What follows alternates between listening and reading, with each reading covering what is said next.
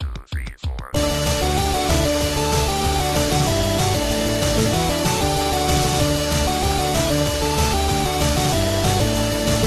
Hey, what's with the lines and DMPs for so long, man? I can't even think. Hey, what's with food on airplanes? I don't get it.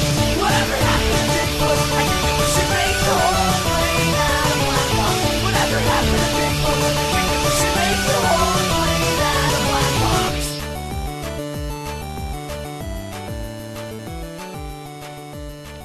Welcome, everybody, to episode 153 of the Thumbstick Athletes podcast. I'm your host, Dan. I'm Eric. Will. I'm Corey. We also have a guest joining us, Jared. Welcome. Hey, glad to be here. Our topic for today is Tomodachi Life, which is part of the reason why Jared is on the episode. You've got it too, right, Jared? I'm assuming. Oh, yes. Nice. Yeah, Tomodachi Life, obviously a new release for the 3DS, which we'll be talking about during the main segment. Does anyone have anything they want to tease first? Yeah, I Anything played new? the Battlefield Hardline beta, Oh, okay. and I think that was it for new stuff. Mm-hmm. Will, did you play anything? I played a little Plants vs. Zombies, Garden Warfare for the computer, not a whole lot, though. Okay. Excellent. I bought Shovel Knight for the 3DS. It's the Wii U 3DS Steam release. I got it for the 3DS, so I'll be talking about that a little bit later. Corey, what do you got? I played a little Risk of Rain. I played a ton of games this past week. Yeah, me too. Yeah, so a lot of a little bit. So a little bit of Risk of Rain, a little bit of WildStar, a little bit of Poker Night at the Inventory 1 and 2, and a little bit, Dan, I know you already talked about it, but a little bit of Euro Truck Simulator 2. Yeah. And a little bit of Amalur, which I haven't played in a long time. Uh-huh. So yeah, a little bit of a lot of things. Corey, Sounds good. Yo. we should also talk about Risk Legacy a little bit. Yeah. Board Jared's here game. for that, too. Oh, nice. I'd love to get into that, too. Excellent. Okay, well, let's get started. Corey, I'm going to let you take it away, since you probably played close to the most. You Eric, and Jared played quite a bit. I don't know. I think Eric might have had the most, to be honest with you. Nice. too. Probably. Just judging from what, the things he told me were going on and stuff. Right. But, so Tomodachi Life is a 3DS game, and it's sort of, I don't know what Tomodachi means. I don't know what the Japanese the American English translation is for Tomodachi. But it does sort of play off of the old school Tomadachis that you had on your keychain. Tamagotchi. Tamagotchi, yeah. Sort of the same thing. I don't know, the root of the word. I don't know if there's what that means.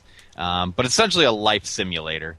And you make a bunch of Miis, you put them into this world, and you sort of guide them a little bit by helping them with their problems, giving them certain clothing, giving them certain food, certain gifts.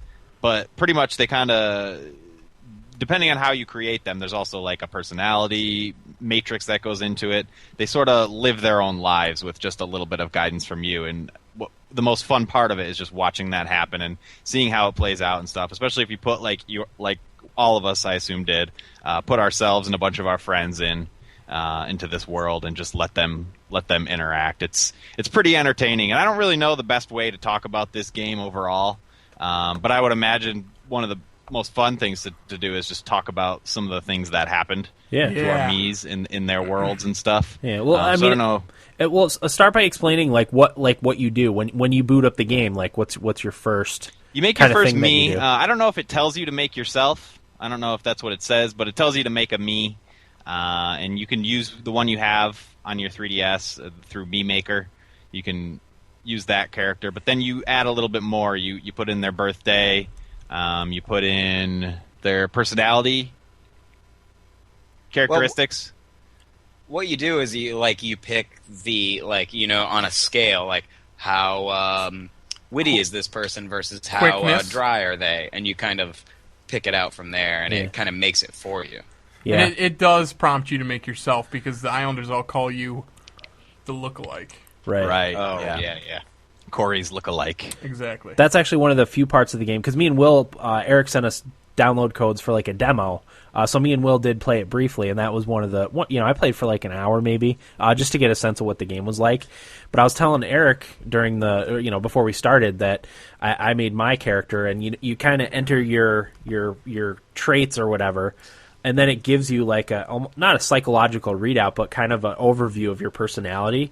And I was amazed at how accurate it was, because I was making my guy, how accurate the description of my personality was. was pretty crazy. On the flip side, I didn't think mine was that accurate, Okay. but I didn't care. Did you did you think you really realistically portrayed your okay? Oh, yeah. Yeah, because mine was it was spot on. It was kind of freaky. I'll tell you what, though, my girlfriend's was super accurate. Was it For hers, yeah. Okay. And I think your character, Dan, because we have different characters, because Corey made some of our characters that we have in our worlds. I made some of them. Jared made some of them. But your character that Corey made was really good, too. Okay. Both in looks and personality. Nice. Biff. Yeah, Biff is his nickname. Biff. Yeah. Nice. Okay. Keep going, Corey. So yeah, you make your little dude, and then you put him in the world, and I don't even remember the first part of it. Do any of you guys remember specifically what happens in the first few steps? It's like you start off and it's just the apartment building where your me lives, and then, you know, slowly as you accomplish things, more buildings open up, and kind of it grows out of there, and it's like, oh, you know, maybe you should get a friend, and then you make a friend who, you know, you could either import one from your me maker, or you could just, you know, make one from scratch, or do like the photo from your 3DS. And it just QR kinda, codes too is another way to get me's in there. Yeah. Which is pretty cool. I didn't realize how easy that was. I don't know. Have you guys messed around with that at all? No, I haven't. It's just like I just looked up on my phone me character QR codes. I put in celebrities, and it gave me celebrity lookalikes in the QR code, and all you have to do is hold the camera on the 3DS over the QR code on your phone, and it just like that, poofs, they're in your world. It's really cool. Nice. I put Pooh Bear Did you? in my game. And Morrigan from Dragon Age. Oh, my girlfriend. Nice. Yeah, I figured you'd like that, Dan. I Yeah. gave her the Dracula outfit. Nice. Fitting. Yeah, that's fantastic. But yeah, I think the first thing it wants you to do is like feed your me, and they have a listing of their favorite foods and least favorite foods, and it'll change. You know, they'll like something at first and they'll put it in their favorites, but that might get bumped out by stuff they like even more. It doesn't start by telling you what they like. You have to find out Right. by feeding Right. them different things. Okay. Yeah, and then you know, you like Jared was saying, you build your relationships out from there, and as that happens, and you insert more me's into your world and help them solve their problems, the game expands and gives you more unique and fun things for you and your me's to interact with. Like there's an amusement park, there's a coffee shop, there's a music venue, all sorts of interesting, fun things. And yeah, you just watch them exist and sort of interact with as you feel necessary. I don't know what would happen if you just left it alone for weeks. Would they like be really sad and die, or I don't know. Well, they That's probably kinda won't. morbid. They probably don't die. Yeah, maybe it like can't die. it It's freezes Nintendo. after a few days or something. right? 'Cause I- it's real I time, ex- right? yeah, the world? it's real time. Yeah. Go ahead, Jared. I experimented with that a little bit. Corey and I's friend Matt became a little depressed because he liked a girl and it wasn't reciprocated, so he became depressed and had a little cloud over his head, and you know, he was just sad. And what you usually do to fix that is give them food or, you know, presents or whatever. them on a And I trip. just thought what to do is, like, I wanted to see what happened if I just left him alone. Uh-huh. And I did. And he was sad for a long time, like probably like the whole day into the next day. But then he was just kind of fine. Okay. So I think they just kind of fix themselves like people do. Yeah, get over it for the most Yeah, part. exactly. Okay. That makes sense. But he didn't gain any levels, so I didn't like by making your Mii's happy, they gain levels, and then you get more like money to spend on things. So he wasn't gaining anything when he was depressed. So it pays to like make everybody happy. Again, like real life. Okay. Yeah, the money is a incentive to take care of your Mii's and help them solve their problems and not treat them like shit. Because money is, you know, the full currency of the game. You use that to buy everything. And your Mii's do pay tribute once a day. Gives you, again, another incentive to check in every day. Because your Mii's all parade at the fountain and put money in the big piggy bank for you, which can be quite a bit of money, and it is a good reason to turn it on every day and check on everything. Nice. Okay, so you want to get into some of the weird stuff that's happened? Sure. to you guys? Yeah, actually, the reason that Jared and I bought this game is because Corey ordered it, and he gave us his demo codes. Okay. So the three of us kind of sat around while I was down there visiting, and we're playing Tomodachi Life together, and like we were just cracking up at the stupid shit that was going on, and like the way the characters were acting and the relationships. So Jared and I went out, and we went to how many stores did we go to, Jared, before we could find the damn thing? Well, I drove us down to one store, and we waited in line while everyone spoke Spanish, and we didn't get anywhere because they were sold out after a while of waiting. And then we drove to another store, and you went in while I stayed double parked on the street. Yeah. And they were out. And then after that, you and Corey went to Nintendo World, and I rode to some other place. Yeah. And we both convened back at the house to sit down and play and not talk to each other in real life. Exactly, yeah. So Corey and I actually went into Manhattan so that I could get it at Nintendo World. But yeah, anyway, some of the cool stuff that... Actually, the first thing that happened to me in my separate game when I bought it was the first news story that broke, because there's a news channel, and like when you unlock new parts of the game, it'll pop up and tell you that things have happened. But there's also like the nightly news that happens. The first news story that I got, I can't remember who was doing it, but they changed the newscaster. It's just stuff like that, little things like all of a sudden there's Dan on screen as the newscaster. Well, whoever was doing it, the story was about the championship wrestling tournament that happened on Unchi Island is the name of my island. But it was a wrestling tournament, it was a championship, and it was me and Dan fighting against each other, and I think it was Jared's girlfriend Kat in the match also. And it was like it must have been a three-way match, but like it was talking about how somebody got drop kicked and something else happened, and then I ended it by hitting Dan with the Eric punch, and I won the Unchi Island Wrestling Championship, and I was just getting such a good laugh out of that. Nice. That's funny. That was probably my favorite thing that's happened to me so far. Okay. But other than that, like even if you just open up the apartments and click on somebody's apartment, you could just open it up and it'll be like Will and Corey running around the room like airplanes and just doing stupid shit, or somebody might just be like rolling around on the floor, and you just start laughing because you just picture Dan rolling Actually around doing on that. the floor acting a fool. And yeah, Corey. I have a pretty good one. Jared was talking about being depressed because a lady turned you down, and I didn't tell Jared this yet. I think I only told my girlfriend Sophie. But yeah, both Jared and my girlfriend exist in my world, and in my world, my girlfriend's my quote unquote sweetheart. It's what they call, if you're having a relationship with somebody and not married to them. And me and my girlfriend were sweethearts, and Jared asked me, hey, Corey, I would like to tell Sophie I have feelings for her. Should I do it? And I said, no way. And he got really, really depressed. And like you said, he had a cloud over his head, and the rain was coming down, and Jared was real sad. But I gave him, I changed his hair color to pink, and it made him happy again. Actually, Nice. that just reminded me, Corey, I had another good one happen to me where I think it was Jared wanted to profess his love to his fake sister, Mackenzie, that Corey created. And Jared wanted to profess his love to his fake sister, so I was like, yeah, why not? So they met up at the park, and I think I made Jared bring her a plate of sushi. And all of a sudden, the camera like pans, and Corey's at the park.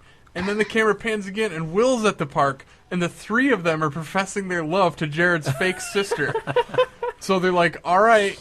Her nickname's Gina, however we were pronouncing it, Gina. So they're like, all right, Gina, you have to pick between the three of us. So she picked Corey, and Jared was devastated. The only way that I could fix him was to put him in a robot suit and change his interior design to a secret treehouse hideaway. I think is how I finally got him to be happy. Nice. Will couldn't have given a shit. He had so many bitches lined up. Jared was pissed, but Corey came away with Jared's sister Gina, as I would hope it would have happened in real life if that were the case. Right. But yeah, that was really funny thing that happened. Another thing that I really like about this that I think maybe I'm doing differently, It did work out for me that my actual girlfriend and I ended up together, but I like letting the rest of the island kind of play out how it plays out, not how it is in real life. So, Dan, you are actually with Jared's girlfriend, Kat. The two of you ended up together. And I'm trying to think. There's another couple. Sounds like a match made in heaven. Yeah. It really kind of does. Dan, I'll beat you, but I'm just saying. There's another interesting one that's going on right now. I think that who is with Corey's real life girlfriend, Sophie? For a while there, it kind of felt like Yoral's dad was moving in on Sophie, which was an interesting turn of events to say the least. But she's with somebody, and I can't remember off the top of my head who it is. But it's not Corey. You know, everybody's mixed up, and I always get a kick out of stuff like that. You know what I mean? Like, shit, Dan's dating Jared's girlfriend. That's hilarious.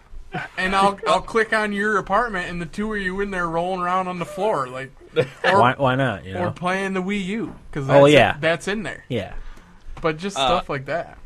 I kind of did it in a different way, whereas like when I was playing it, my girlfriend in real life was over my shoulder because it's something that she enjoyed the game as well. So like anytime I would be like, ooh, I have feelings for so and so that wasn't her, she'd be like, oh, you click no, and I'd be like, oh, okay. So at one point, she was liking someone that wasn't me, and I was liking someone that wasn't her. So I was just like clicking no on all these like relationships. And at one point, there were so many depressed people on my island just because of trying to keep things in the bounds of real life. And eventually, I gave up on that. And Corey's girlfriend is married to someone who's in my band with me right now. So, they got married. Yes. Yeah, Corey actually ended up marrying Jared's sister in my game. And when they get married, they move out of the apartments into a separate area of housing. But they still keep their apartments, which is kind of weird. Right. But yeah. Just in case. That's the only couple that's married so far. I actually had another good story that happened. My girlfriend in real life and I are together, like I said in the game. She decided she wanted to propose to me. Because apparently I was dragging my feet. So I was like, yeah, sure, why not? So I said, all right, let's go to the fireworks show. So you have to do it. It comes up and it says, all right, tap the touch screen when the person is thinking about the other person. I didn't quite understand what the hell was going on because all of a sudden the button would light up. So I was like, oh, I better hit it now. Well, I did it wrong. So like every time she would go to talk, fireworks would burst. And my character would say, huh, what'd you say?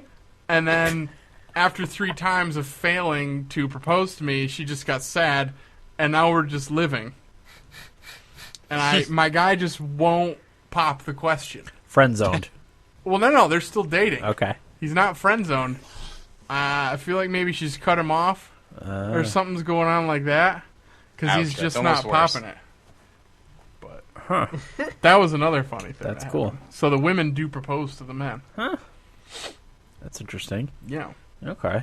Dan, you've been playing it, right? I played it for like an hour. I didn't get to any of the cool stuff. You're very limited in what you can do in the trial version. And I like the demo. Yeah, that's what I mean. Demo. Gotcha. I probably played like an hour, like I said, just to get a feel for what the game was like, because I really had no idea. So. But like, it's not only like relationship stuff that's really funny. Like like Eric was saying, you'll just like peek into someone's house and it'll be funny. But like, you can go like, you'll go to there'll be a little icon above the beach zone, and it'll say that someone's there, and you'll click on it, and it'll just be Eric running down the side of the beach with a biscuit in his hand. It's just like Corey, the game kind of feels like a Mad Lib.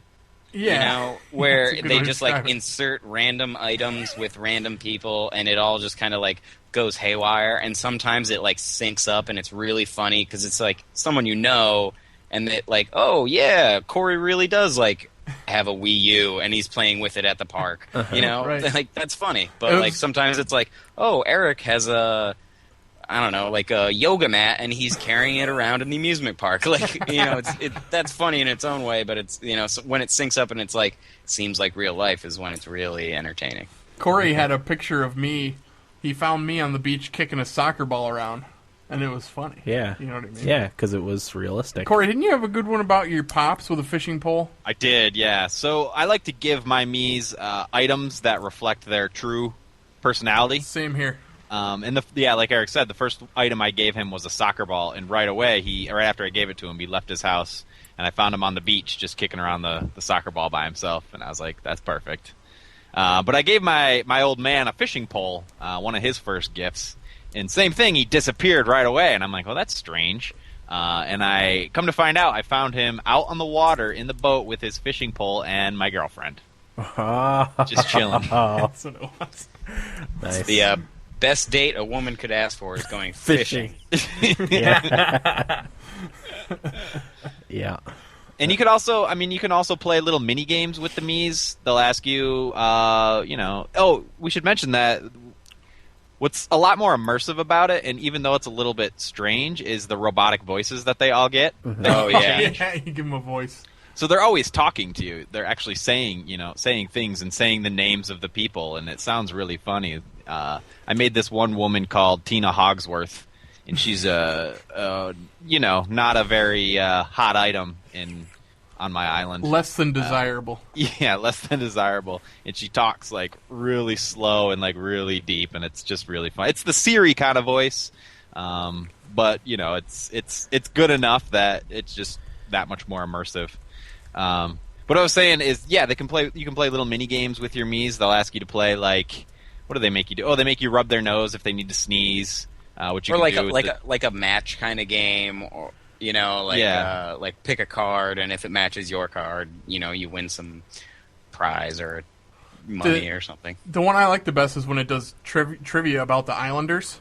Oh yeah, That's my favorite one, because kind of like, if you've paid attention to what level your characters are at, or who's dating who, or stuff like that, I think that's pretty interesting. Yeah, and there's also the catch. Did you guys do the catch thing where they drop something, you have to catch it? Can't I fucking still haven't catch got it. it. Can't do It's it. hard. I got it once, but most of the time I don't get it. It's pretty difficult. And then at the amusement park, every day you can do the Tomodachi Quest, which is like an old school RPG that takes 4 of your Miis and lines them up and goes through a little dungeon. That's a lot of fun. And the boss, actually, any enemy that you fight during the quest is like an object, like a bottle of perfume. Mm-hmm. So whatever the boss is, so for me, the first boss I fought was a bottle of perfume, and if you end up beating the boss, you get a bottle of perfume. Nice. So it's always a stupid object like that. And like, you'll have one person who's clearly supposed to be a mage, your guy's supposed to do special attacks, one of the guys is a healer, and the other guy is like just like a damage dealer kind of. It's pretty interesting. Huh. You can do that once per day. There's 2 separate times each day that it's available. Nice.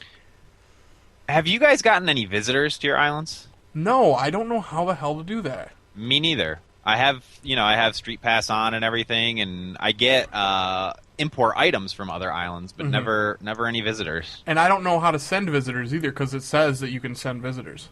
Yeah. I just kind of assumed, like, with the 3 of us being in a house for a week together, that would have happened at some point, but I don't know. It just didn't happen. Interesting. Maybe there's something you need to unlock to send them or something? Maybe. But I'll tell you what, I really look forward to getting on in the morning and seeing what, like, new foods are available, to see who I can get a new favorite food and stuff like that. It's just so... It's a weird thing to get excited about, but I do get excited to see what new foods are available, what new hats, clothes, drinks, because I only had 2 drinks for a while, and I finally got a new drink, and I was like, yes! A 3rd drink to offer my Islanders. Nice. Does it unlock them in order? What's Is that? it No, the same for everybody? Sorry, go ahead. Because like the first day that when Eric and I got the game, we had different stuff right out of the box that we opened. And the next day, I came out in the morning, walked the dog, and Eric was asleep on the couch. When I came back in, Eric was still on the couch, but playing Tomodachi Life. And I immediately fed the dog, went inside, grabbed my DS, and sat down next to him. And we both had totally different things. Like, I was giving all my Miis, like, risotto, and he was giving them corn dogs or something like Right, that, you yeah. know? Like, and we just, like, you can trade items and other things with other people, but, you don't necessarily get the same things at the same times. that's another cool thing. Like he was saying, that if there's something that you want, if I wanted some of Jared's risotto, we link up over a local connection. He can trade me risotto. I give him a plate of French fries, and now we've got new stuff. Just to go quickly back to sending visitors, one of the people in the chat room said that after the babies are grown up, you can send them or keep them. Okay. Oh, that sounds immoral. So sounds like an ideal world. No offense, Dan. No, that's fine. so that's I get something it. to look forward to. Nice. Okay. Yeah, the import items. Everybody chooses an import item, and that's unique to you. And when you street pass with people, they get your import item, which is cool. I don't know. Is there anything? Oh, another fun thing is the music venue. You can write songs and have your Miis perform them. That's pretty fun. You can set up bands and have the bands play together. And the funniest thing about that is, like you were saying, with like the robot voice, because it sings it in their robot voice in the lyrics you wrote. So like, you know, you could write a bunch of gibberish and they'll sing it, but it'll sound like gibberish. But like if you take the time and like write some silly lyrics out, or you know, however you feel about it, Which it did. it really makes it funny, because it's like meh, da, da, meh, meh, meh. Like it sounds like that, but you know, it's all subtitled, so if it is a little confusing, it's, you know, you can read it, and it's just funny to watch it happen. I put Jared and his girlfriend in a heavy metal band called Rad Cat, and wrote a song called Cliff's Revenge. Cliff is their dog. So I wrote a heavy metal song called Cliff's Revenge. It's pretty great. Nice. I think, personally. No, I agree. I saw it. But yeah, that's pretty fun too. I forgot all about the songs. So like when people level up, when your Miis level up, you have the option to give them a new interior, a gift, which is where you would give them like a Wii U or 3DS or golf club, whatever. A type of song that they're able to sing, and there's one other thing. I can't remember what it is. Catchphrase. A catchphrase. Oh, that was one of the funnier things. I can't believe we forgot about that. Yeah. So Corey and Jared have this thing that apparently only happens when I'm around. I didn't know this, but they talked about it a couple times. Apparently when I'm around the two of them, they bicker like a couple of women back and forth. So Corey says to Jared, after Jared told him that he was doing it again, he's like, Jared, I'm not engaging with Jared. So his catchphrase then become, I'm not engaging. So every time you go into Corey's room, he says, I'm not engaging. So I start laughing, obviously. Nice. But the Miis imitate each other too. So like, I'll go into, say it's your dad's apartment. He does an imitation. He goes, you want to see my imitation of Corey? And he goes, I'm not engaging. It's great. That's funny. Yeah, stuff like that happens, and it's really good. Okay. And also part of that too is you can choose phrases based on their mood, like if they're angry or worried or happy. They'll ask you at a certain point. So at one point, Dan, your character, asked me, "What should I say when I'm angry?" So I had your guy just say, "No worries," and have no reaction, because you can choose the emote that they make too. That's probably what I would do too. And that's what makes it all the more funny, is like making the people in the game as similar to the, you know, your friends in real life. So when they are all interacting, it's even, you know, you're like, oh, that's exactly what they would do, and it's just funny to see it. Yeah, for all some play reason out. that really is hilarious to see them act just like they would in real life. It's like the game has everybody figured out. Yeah, it's just like a little exaggerated almost. And that Okay. makes it just funny enough. Well, yeah, it. I mean, that's part of the charm of it, because you wouldn't want it to be exactly like it, but it's Right. enough like it that makes And it's it also funny. like the person who's playing it, it's their idea of what the other person is. Because Right. like eventually, like Corey's guy is going to be different in Corey's game, and then in my game, he's going to be a little different the way I see him. You Yeah. know, Yeah. Yep. like he's going to be much more of a jerk, and He'll be very engaging with Jared on... yeah, he'll always be trying to get into it, and just drive me up a wall. Jared, did you tell everyone what your island is named? Oh yeah, you get to name your island, and it's no matter, like, it does have a thing where you like you can't put in swear words or like caca, pee pee, poo poo, stuff like that. But I named my my island Coke Rehab Island. So everyone there they're like, "Oh, I'm so glad to be on Coke Rehab Island." I love it when I get a shipment from Coke Rehab Island Nice. too. Oh, and my export from my island is party hats, or no, top hats that are all covered in stars. So I just imagine everyone's just partying so hard on the island and just exporting these party hats just because they're having a great time. Which, by the way, Will loved when I put it on him. Did I? Oh yeah, he did. Good for me. It's the only thing that your character has liked that I've given him. Really? Oh, your guy hates everything. Oh, that sounds right. Sounds about right. Hates everything. Nice. Okay. Well, here's the question: how do you beat Tomodachi Life? Is there That's a good question. an ultimate goal? I guess you could say. I couldn't tell you. I don't see why there would be. Are you talking about in terms of our list? Or... Yeah, that and you know, I've got when do you one feel like it goal. would be enough? You know, What's your goal, Jared? There, like when a character levels up, you have the four main options to give them. Mm-hmm. Like the interior, a new catchphrase, a gift, or a song to sing. Mm-hmm. But at the bottom, it says, pocket change or money. You can give them money. Mm-hmm. And I don't know if anyone else has given their Mies money. Has anyone done that? No.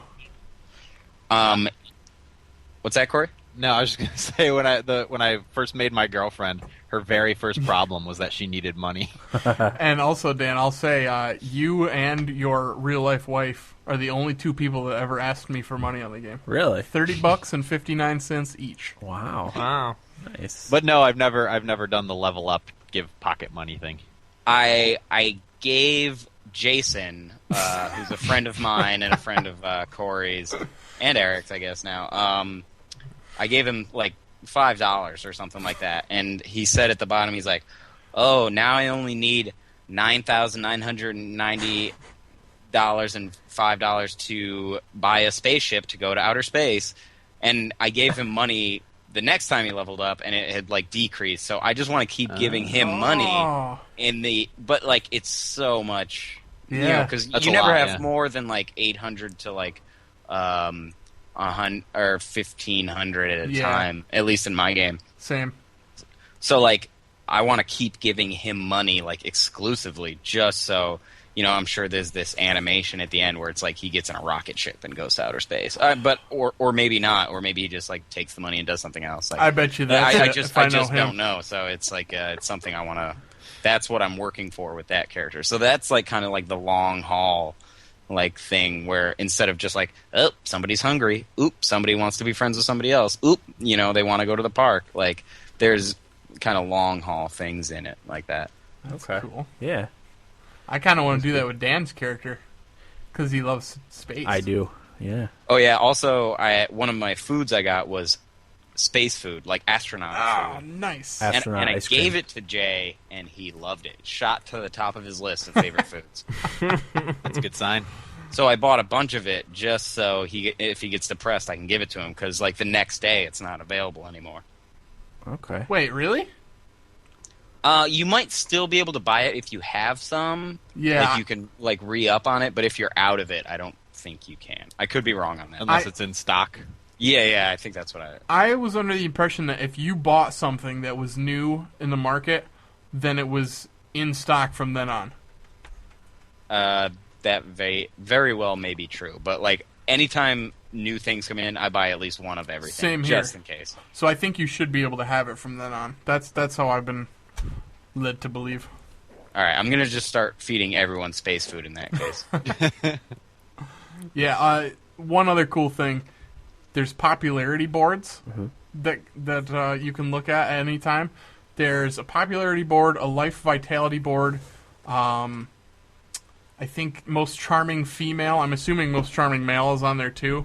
Like Just- popularity. Yeah, there's a couple other ones I can't remember. Oh, how much you pamper certain people, and how much you've spent on each character. So that was fun to look at, like who was most popular on our islands and stuff like that. So, Compatibility test. yep, compatibility. Nice. Yeah. Okay.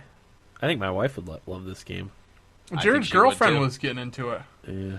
I should Yeah, buy the it. first should day I buy got it, for we her. were playing Risk Legacy, and she was just kind of watching TV because she got home from work, and I like told her about it, and she just started playing it, and she was like giggling and laughing while we were all playing Risk, like getting really serious and talking about conquering places and everything, and she's like, "Oh, I just gave him a mango," and then like started laughing, like, you know, it's just like that silly stuff like that.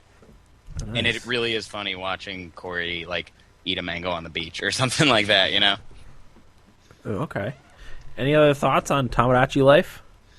Not really. It's one of those games that it's so different you can't really judge it by the same standards as other games. And that's what I Absolutely. like about it, you know? Okay. It's great. I totally agree with Corey. It's just so different from anything else I play or have played, really. Totally out of my realm Okay. of gaming. But I liked the demo enough to buy it, and I've enjoyed it. Okay. Definitely something go- you can sink a lot of time into. Nice. Or just a little time. You could just like wake up in the morning, check all the new foods and stuff, make sure all your guys have no problems, feed them, and then leave it, and then check it the next day. Or you could like do the, you know, play it every 3 hours, or like for 3 hours straight. You know, Yeah. it's one of those things where, you know, it's not going to like mess up if you don't do it constantly. You know. You don't have to set like a block of time aside to play it, which is nice. Yeah, you can just like solve somebody's problem, be like, oh, I got to go do this, set it down, come back. And that's also nice about the DS because you can just like close it, goes into sleep mode, and then you're like right back to it, and like it's like nothing had happened. Yeah, Yeah. Okay. that about covers it. Anything else? Corey, you have any other thoughts? No, I guess I like it more than The Sims, so you can Okay. kind of think. Perfect. All right, well, we're going to take a quick break and be back with Nibble Bits right after this.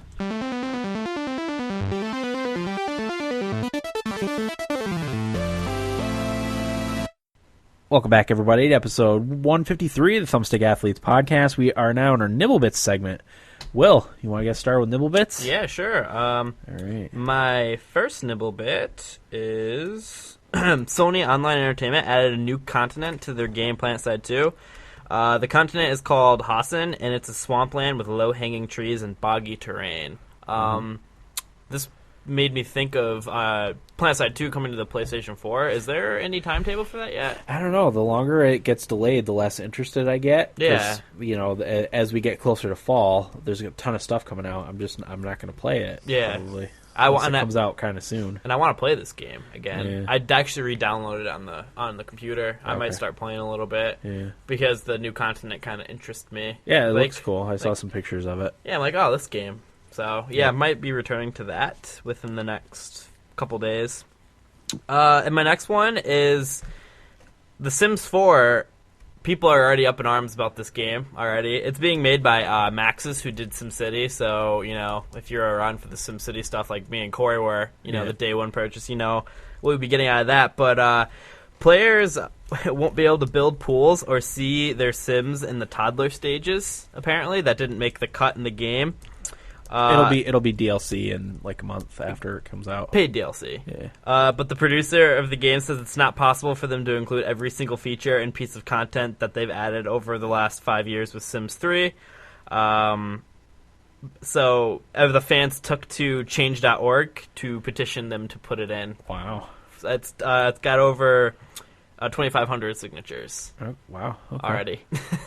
So, I mean, the people were talking about in the comments about how the most fun part of the game is putting the Sims in the pool and taking out the ladder and watching them drown. That's what they were upset about. Okay. But yeah, the game's not even out yet and everybody is up in arms about it. So I found that kind of entertaining. I don't care one bit because I'm not going to own it. It's funny to actually see this from afar because I was involved with this in SimCity. Yeah. So, yeah, then that's all I had. All right. I'll go next.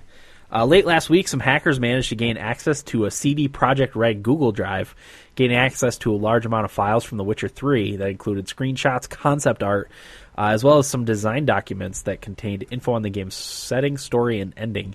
CD Projekt Red acknowledged the leak and advised fans of the series to avoid the files due to massive amounts of spoilers contained in the documents. I avoided all that stuff. I didn't want to have anything spoiled for me. So, but good on CD Projekt Red for saying, "Hey, look, these files are out there. Don't go looking for them because it will be spoiled for you," rather than denying it. Which I feel like a lot of companies do. Yeah. What? You feeling bad for them, Corey?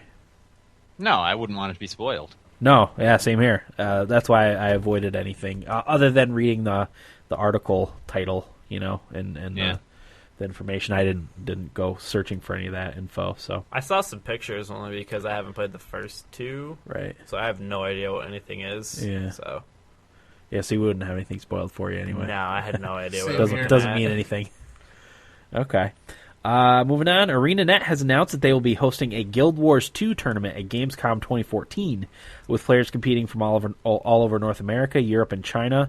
It will be called the Guild Wars 2 International All-Stars Tournament, but no further details have been released at this time. ArenaNet will be flying the tournament's competitors to Gamescom's host city of Cologne, Germany. I'm still waiting for my invitation, too. You are the resident Guild Wars champ here. Yeah, I did a lot of the PvP, specifically the World versus World, even though I would mostly go by myself and do roaming. Waiting for my invitation. This is probably more of the structured PvP, which is why I don't think I will be getting my invitation. And then my last nibble bit, Metro Redux, the remastered versions of Metro 2033 and Metro Last Light will be released on August 26th in North America. And the package deal will be coming in at $50.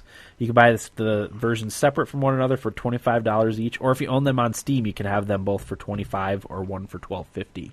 I don't think I'm going to be upgrading Metro Last Light, but I probably will get the upgraded version of Metro 2033 because it's in the new engine from Metro Last Light, so it's upgraded to the better engine. I had some saving issues and stuff with my copy of Metro 2033, so I will at least be getting that. I may get both of them, who knows, to support the developer, because I like the developer, and I even like the publisher for those games, so who knows. But at the very least, I will get Metro 2033 Redux.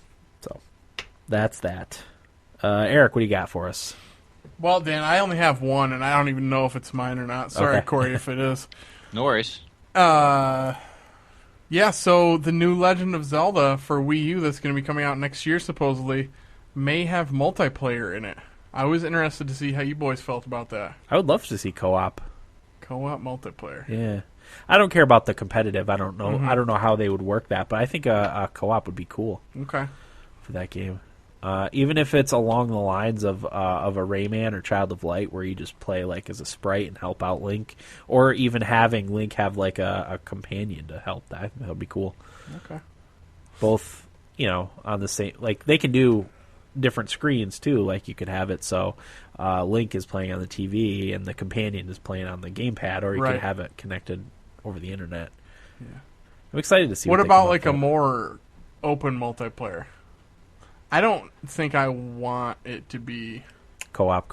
like super multiplayer. What Right. you're talking about, I Yeah. think is cool, Yeah, but I don't want them to make it like some super multiplayer thing. like a Dark Souls. What you about- wouldn't want to have a Dark Souls type of multiplayer where you No. invade someone else's world and attack No, them. definitely not. What about how like Fable does it? I've never played it. You know how Fable does it. Yeah, right? in Fable, like you'll see someone's like sprite running around in the world, and like you can click on it and like draw it into your world to do co-op multiplayer. Yeah, like missions. That was for and Fable stuff. 2. I don't know. I don't remember how it worked for Fable 3. I I think think it was the same. Yeah, I think it was the same thing for Fable 2 and 3, maybe a little bit better in 3. Yeah. But I only played them sparingly with people, so I'm not really sure. Right. But Yeah, you would see someone else like their little sprite running around the world, and you could kind of suck them into your world. Little bit like Dark Souls, I guess. yeah. So, what about you, Corey? What are your thoughts on that? Sorry, I wasn't paying attention. I was placing my food order. Oh, that's okay. We were just talking about the Zelda multiplayer. Oh yeah. No, I did hear that. I would be into it, and I think, like you were saying, Dan, even if it's just something a little, a little side thing, I think that would be fine too. Yeah. I wouldn't necessarily want to play all of a Zelda game multiplayer. No, it would have to be jump in, jump out, because those games are too long to have Yeah. a player playing with you for the full, 40 hours Sure. it would take. Yeah. I'd be into it, though, Yeah. Okay. What do you got for Nibblebits, Corey? I have a few. There is a Ministry of Silly Walks mobile game for iOS and Android. Apparently, this is part of the bigger push for the promotion around their final stage tour. The Monty Python guys. John Cleese does the voice in it, and it is an endless runner. Apparently, it's a decent game though overall, which is a good thing. Yeah, I gotta love Monty Python. Sure. Even though they're doing a stage tour without Graham Chapman, he's yeah. dead. Well, yeah, what can you do? The rest of them are alive. Yeah. Cooking Mama 5 Bon Appetit launches in September on 3DS. It already launched in Japan in November. It includes 60 recipes, a lot of new gameplay modes and options. You can also customize your mama and the kitchen. Cool. God, you know what? I really shouldn't say I'm not interested after playing Tomodachi Life. Yeah, you never know. It could be awesome. Yeah. Not interested. I know one of our listeners is. That's in feedback. Okay. Civ Rev 2 launches July 2nd on iOS. This one is developed especially for mobile and touch screens, whereas the other one was just a more accessible Civilization. This one is meant for like iPhones. So yeah, apparently the article I was reading said it doesn't sacrifice any of the strategy and all that we know and love from Civilization, but it just makes it super easy to play on a mobile device. So is it closer to Civ Revolution or is it closer to like Civ 5? Rev. Closer to Civ Rev. It's Civ Rev 2, so Okay. yeah, more closer to Rev, Yeah. Okay. which I loved. I really liked that game. Yeah, it was good. I had it for Xbox 360 way back in the day. Yep. Played quite a bit of it. EA's new Game Time promotion offered up Titanfall for free for 48 hours. Not meaning it's free between now and 2 days from now, meaning you can play it for free for 48 hours total at no charge, and then they cut you off. Which is all you'll about need, really. Yeah. Yeah, it's smart.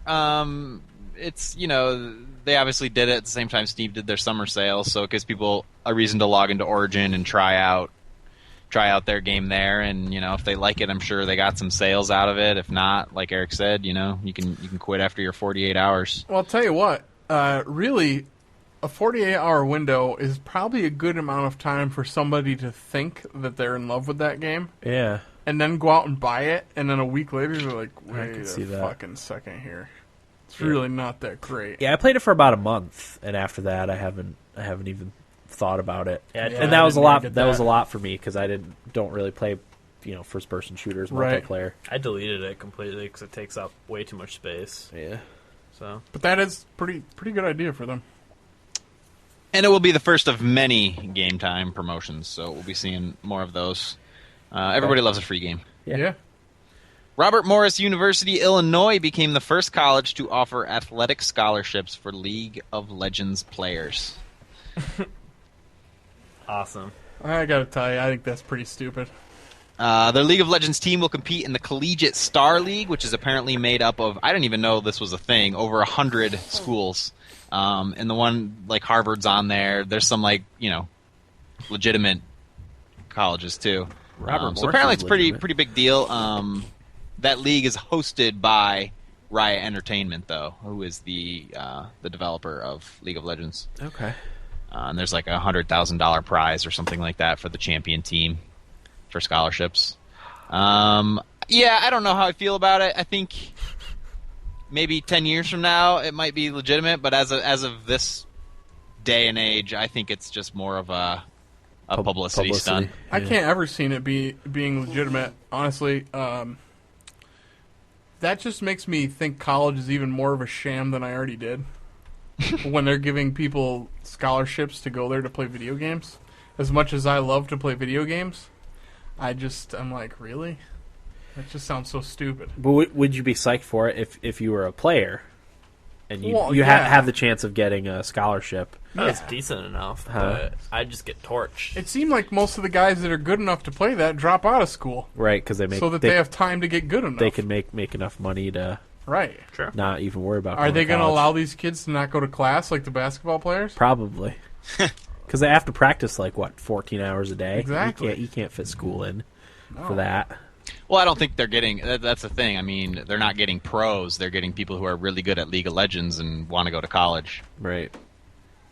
I don't know. So it's the minor leagues for Well, as far it's the college league, you know? right League of Legends go. Whatever, man. Maybe they'll graduate to pro. Who knows? Maybe. With Robert Morris attached to their name. I don't. Yeah. I don't get it. I just don't get it. Okay. Anything else, Corey? That's all for me. All right. Well, let's hear about Risk Legacy before we get into our weeks. Jared, you want to kick that off? Take it away, dudes. All right. Risk Legacy is a version of Risk, the classic board game, that you essentially start off on just a the world map, but none of the continents are labeled. The countries are, but the continents are, and the first game is just a normal game of Risk, pretty much. But after that, you start making marks on the board and adding things to the game that come back in future games and can't be removed. So you found your own cities, and certain countries become worth more because you add resource bonuses to them, or name your own continents and just stuff like that. And it, let's say Corey wins a game, he gets a bonus next time he plays, if he plays. If he doesn't, nobody gets the bonus. So it's kind of incentive to have each person kind of have the core group of people playing, but it doesn't totally matter. And it was a lot of fun when we played it that first round, and just setting up after the game, you name your cities and you do whatever. It really makes you want to play it again right away, to jump back into the new kind of world that you've made. Awesome. I'll tell you what, I never really played Risk too much. I know what it is, obviously, but I had a blast playing that game, and it's, like Jared was saying, the legacy part of it is what's awesome, not the Risk part of it for me. The legacy part where Corey did end up winning our game of Risk Legacy. 5 players, correct? 5 guys? Yep. Yeah, so we have 5 players. Corey ended up winning, which is the maximum you can have. Right, so for him winning, he had a few options of what he could do, and he chose to name a country? Is that what he did? No, I placed a city. Yeah, you have a number of different things you can do. Jared, I don't know if you remember what they are, but one of them is naming a continent. Mm-hmm. Mm-hmm. And my ultimate choice was to place a city on a major city on a territory, and I ended up putting it in Greenland. Greenland? Yes. In Greenland, just for my overall strategy. But I'm the only player who, when we start another game of Risk, can start on Greenland now. The reason you did that is because there was a bonus on there to defense, I think, right? Not on Greenland. There's a couple territories in the North American continent that has defense bonuses on them from the prior game that stick throughout all of the games now. So I just figured that would be a good defensive spot. And when Corey says stick, he means it's a sticker that you take off and you put on the board and stays there. And it, you don't take it off. It's just on there. It's everyone just has to deal with it in the future, and it kind of shapes the way you play it. For the next however many times. And it's not okay, now we used 5 of those stickers this round, so we'll get 5 more next game.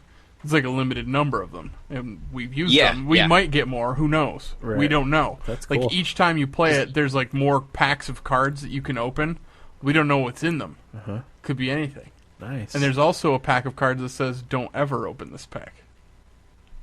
That's tempting. Yeah, wow. exactly. That's great. So it was cool because... Go ahead, Jared. I think Corey's going to have one too many drinks one night and turn all the lights off and open it when everyone's asleep.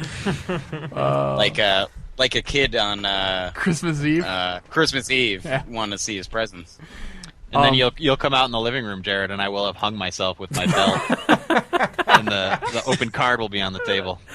Oh man! And it just says, Corey, hang yourself. All right, I gotta do it. So one of the things that I really enjoyed about the game was actually right off the bat, Corey and I formed an alliance very quietly. Nobody knew that it was going on, and the way it happened was Jared went very offensive quickly against our buddy Jay, who was down in South America. Jared was up in North America. Corey started in Africa. I had Asia, and our buddy Matt was in Australia. So Jared attacked Jay down in South America like pretty heavily, and it got to a point where Corey and I, our plan was to take Matt out in Australia, but it was getting to a point where we had to do something about Jared. We had to intervene and become world police. Oh, okay. So Corey and I, we kind of gave each other the nod. All right, time to fuck up Jared's day. So then Matt, who is apparently the most diplomatic person on earth, every time he was done taking a turn, he'd look at somebody and be like, sidebar? And he'd go in the other room and start talking to him about what to do next. So it turned out that me, Corey, and Matt all attacked Jared basically at the same time and brought him back down to earth a little bit. But that also kind of led to Corey taking over the map, basically. It got to a point where I was just like, oh, holy shit, I can win in like 2 turns if I do this right. Yeah, so Corey finagled things really well, and Matt then took me to the side without knowing that Corey and I had an alliance and said, all right, if we don't stop Corey, you have to attack him, otherwise he's going to win. And I didn't want to do it. And I ended up not doing it, even though I told Matt I was going to. I had the chance right before Corey won to attack him. Not necessarily would have beat him, but I held off because I was trying to be loyal, and Corey ended up winning. The reason that I didn't care is because you still kind of win as long as you don't get eliminated. So everybody that stayed in the game without being killed off completely, which was everybody, nobody got eliminated, got to do something. So I think, did all of us end up naming a city? I think everyone Yeah, got a minor city. A minor city, Like, except Corey got a major. Jared? Yeah, like the winner gets like to choose of 5 different things, Right. And the people who held on get to like choose out of 3 different things that they can put on the board, or So it's like holding on is not as good as winning, but it's better than being eliminated. Especially for me, because I don't live down there and I don't know if I'll get to play it with them again. I wanted to leave my mark on a city. So I was like, you know what? Fuck you, Matt. I'm going to let Corey win. I'm going to get my city, and I'm going to be good with that. Nice. So I think we all named us a minor city. Corey named a major city. But I named mine Shirley Road, Alaska, which is where Jared and I grew up. Jared, what did you go with? I named Eastern United States Newark Valley, Right. where we all lived. And Corey, you named your major city. Coreyville. Coreyville. Okay. And Nice and original. maybe the coolest part is that, 10 spots on the actual board where each time you play it, the winner signs their name. Okay. That's cool. Yeah, it was Yeah, really 15, cool. 15 slots. All right, you like right on it. Yeah. And I want to get this game so that we can play it. Yeah. But we got to find 5 dudes who are committed to playing it. Yeah, which is hard. It is hard. But we'll talk about that off air. Okay. But I just want to make sure we talked about that because that was a lot of fun. Nice. Okay. Yeah. Eric, you want to get us started with our weeks? You were sent on an official mission to go down and inspect the Brooklyn studios, make sure everything was up to par. Yeah, so I went down there, what was it? I don't know, whatever day it was. I think I went down on a Saturday and came back on Friday. So yeah, I went down to Brooklyn to see Jared and Corey and inspect the Brooklyn studios, like Dan said. Yeah, we did a lot of eating and a lot of drinking and watched a lot of soccer. The World Cup, obviously. Yeah, we played a lot of nerdy board games, a lot of Mario Kart. All fun things. Nice. They showed me a lot of the bars around the area. It's definitely cool to go to different areas and see how people live as opposed to where we are. And like when I got back to Binghamton that night, I got back at about 10 o'clock and my girlfriend picks me up. Meanwhile, I just was on a 3-hour, almost 4-hour bus ride, sweating my balls off because the the bus driver didn't turn the freaking air conditioning on for a while. I was this close to being like, dude, please turn the air conditioning on. Sweating my balls off. It's miserable anyway. Yeah, miserable anyway. I'm 6'3". I can barely move. Like, so my girlfriend gets her to pick me up, and she's all dressed up and looking good, and I'm like, what the fuck? So she's like, you want to go get something to eat? And I'm like, oh, shit, I just want to go home and take a shower. Yeah. So we pull up to this restaurant because, you know, the woman always wins. So we go up to this restaurant, and it's 10 o'clock, and they're closed. And I was like, what a difference. Like, I just came from Brooklyn where we could go anywhere, get anything, and do whatever we want at any time of day. I can't get a damn sandwich at 10 o'clock at night. Yeah. Like. Oh, speaking of that. Yeah. Corey, do you plan on leaving the house tonight? I don't think so. Why? Because I'm not going to do that either. So, just to say, you can also stay in all night, Eric. Yeah, but not when I'm visiting. No, I'm just joking. Yeah, I know. But anyway, like, yeah, I guess if you live down there, it would be different. It's not as cool of a thing. But for me, it's cool to be able to just do whatever, whenever you want. And it just was like, wow, what a difference from here. And, like, you're driving around Binghamton, and there's just nobody around. And I'm down in Brooklyn. There's people all the time at any time of the day. Yeah. And I got lost one day. Jared and Corey both had to work. So I was like, oh, shit, I might as well get off the couch and go to Manhattan. So I got on the train. Jared told me where to go, and I'm an idiot about the subway, so I went the wrong direction and started to go towards Queens instead of Manhattan. But I didn't care because it was just kind of fun to just kind of ride on the train and, like, you know, I mean, absolutely nothing by this, but it was weird to be the minority where I was. Like, it was me and I think another white girl, and then a bus full of Hispanics or African Americans, and that was kind of cool. Like, when you first get down there, it's a little intimidating, I guess, but by the end of the week, I was like, yeah, this is nothing, man. Nobody even gives a shit. I was going to say, people pretty much don't pay any attention to you. No, exactly. Everybody's doing their own thing, and, like, it's nothing. But I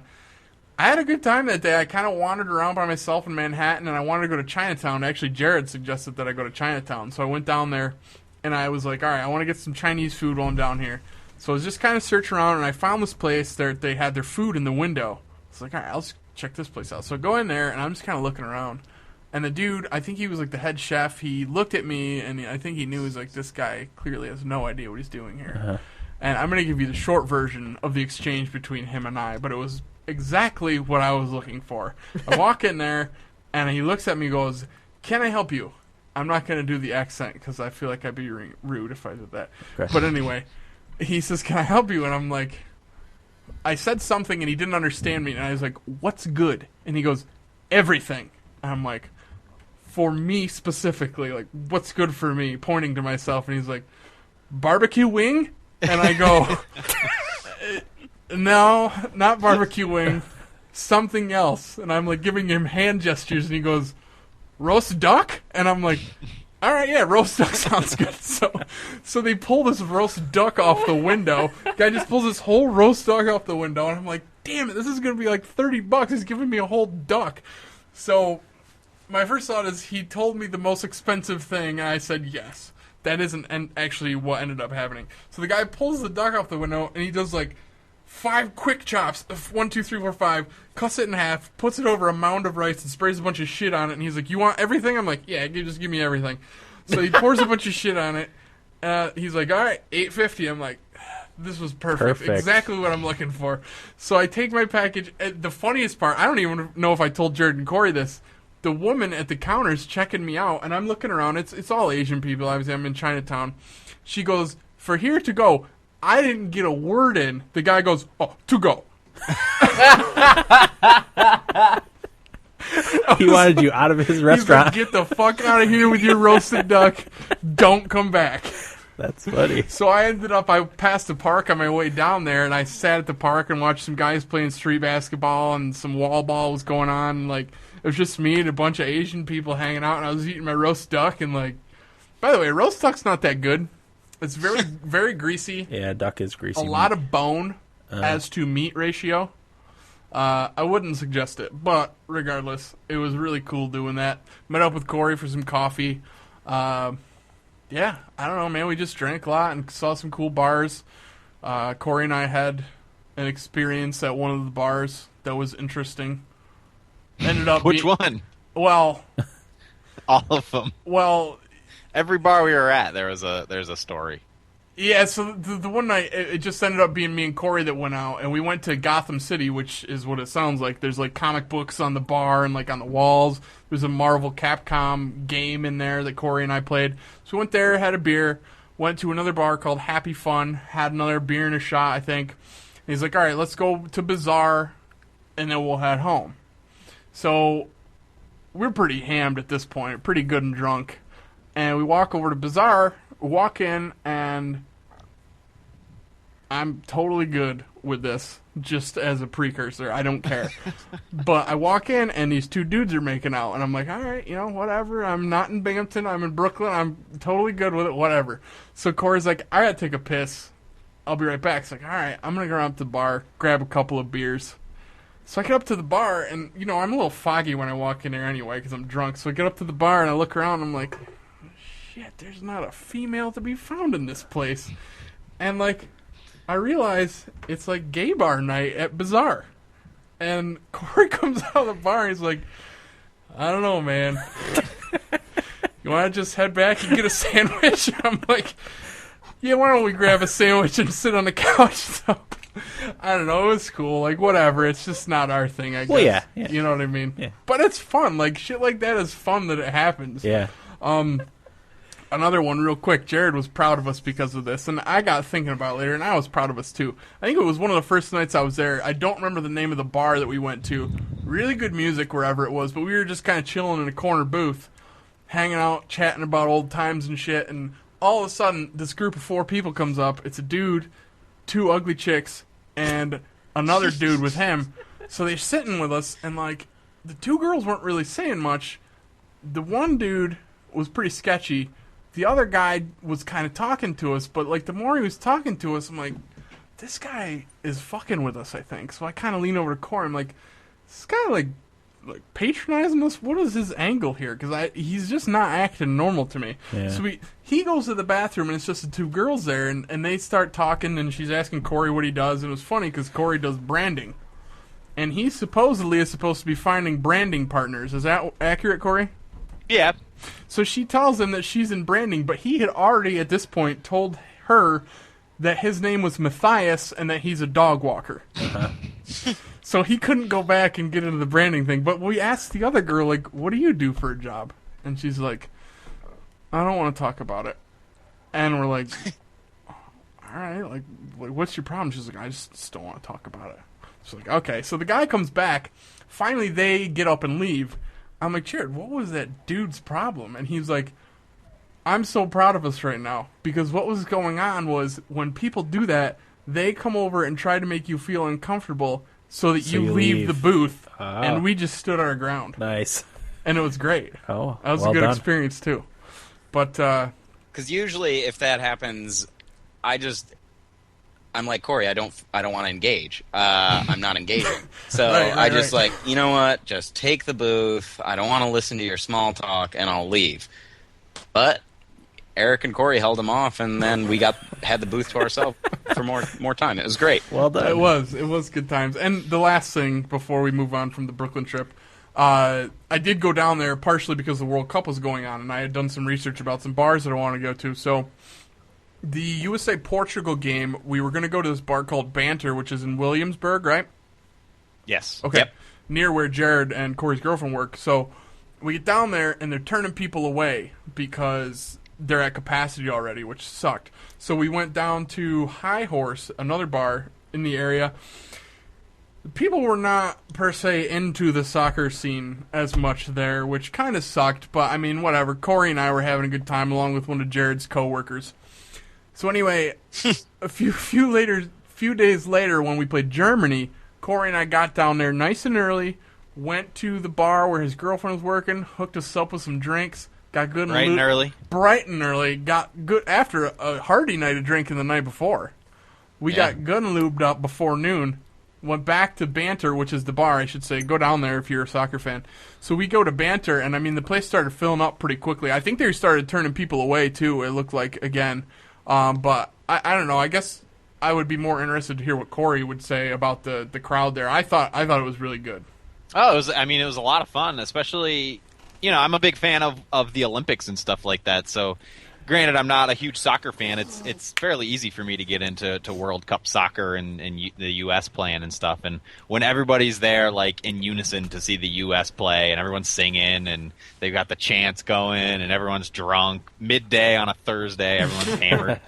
Watching soccer at this soccer bar. It was a lot of fun. I really enjoyed it. Corey, national anthem being sung by the whole bar? I have the whole video of it on my phone. Great stuff, cool. right? Yep, good stuff. Great stuff, man. Nice. But yeah, I mean, that was a blast. I'm glad we got to go in there. But yeah, I mean, Brooklyn studios are doing well. Inspection, they passed inspection. All right. Everything is good and kicking down there. Excellent. Yeah, had a good time. Really Okay. good time. Sounds good. Corey, what about you? What do you got? I don't have much, Dan. I was just going to briefly run through the Steam purchases I got for the summer sale, or do you want to do that later? No, we can do that, because I was going to do the same.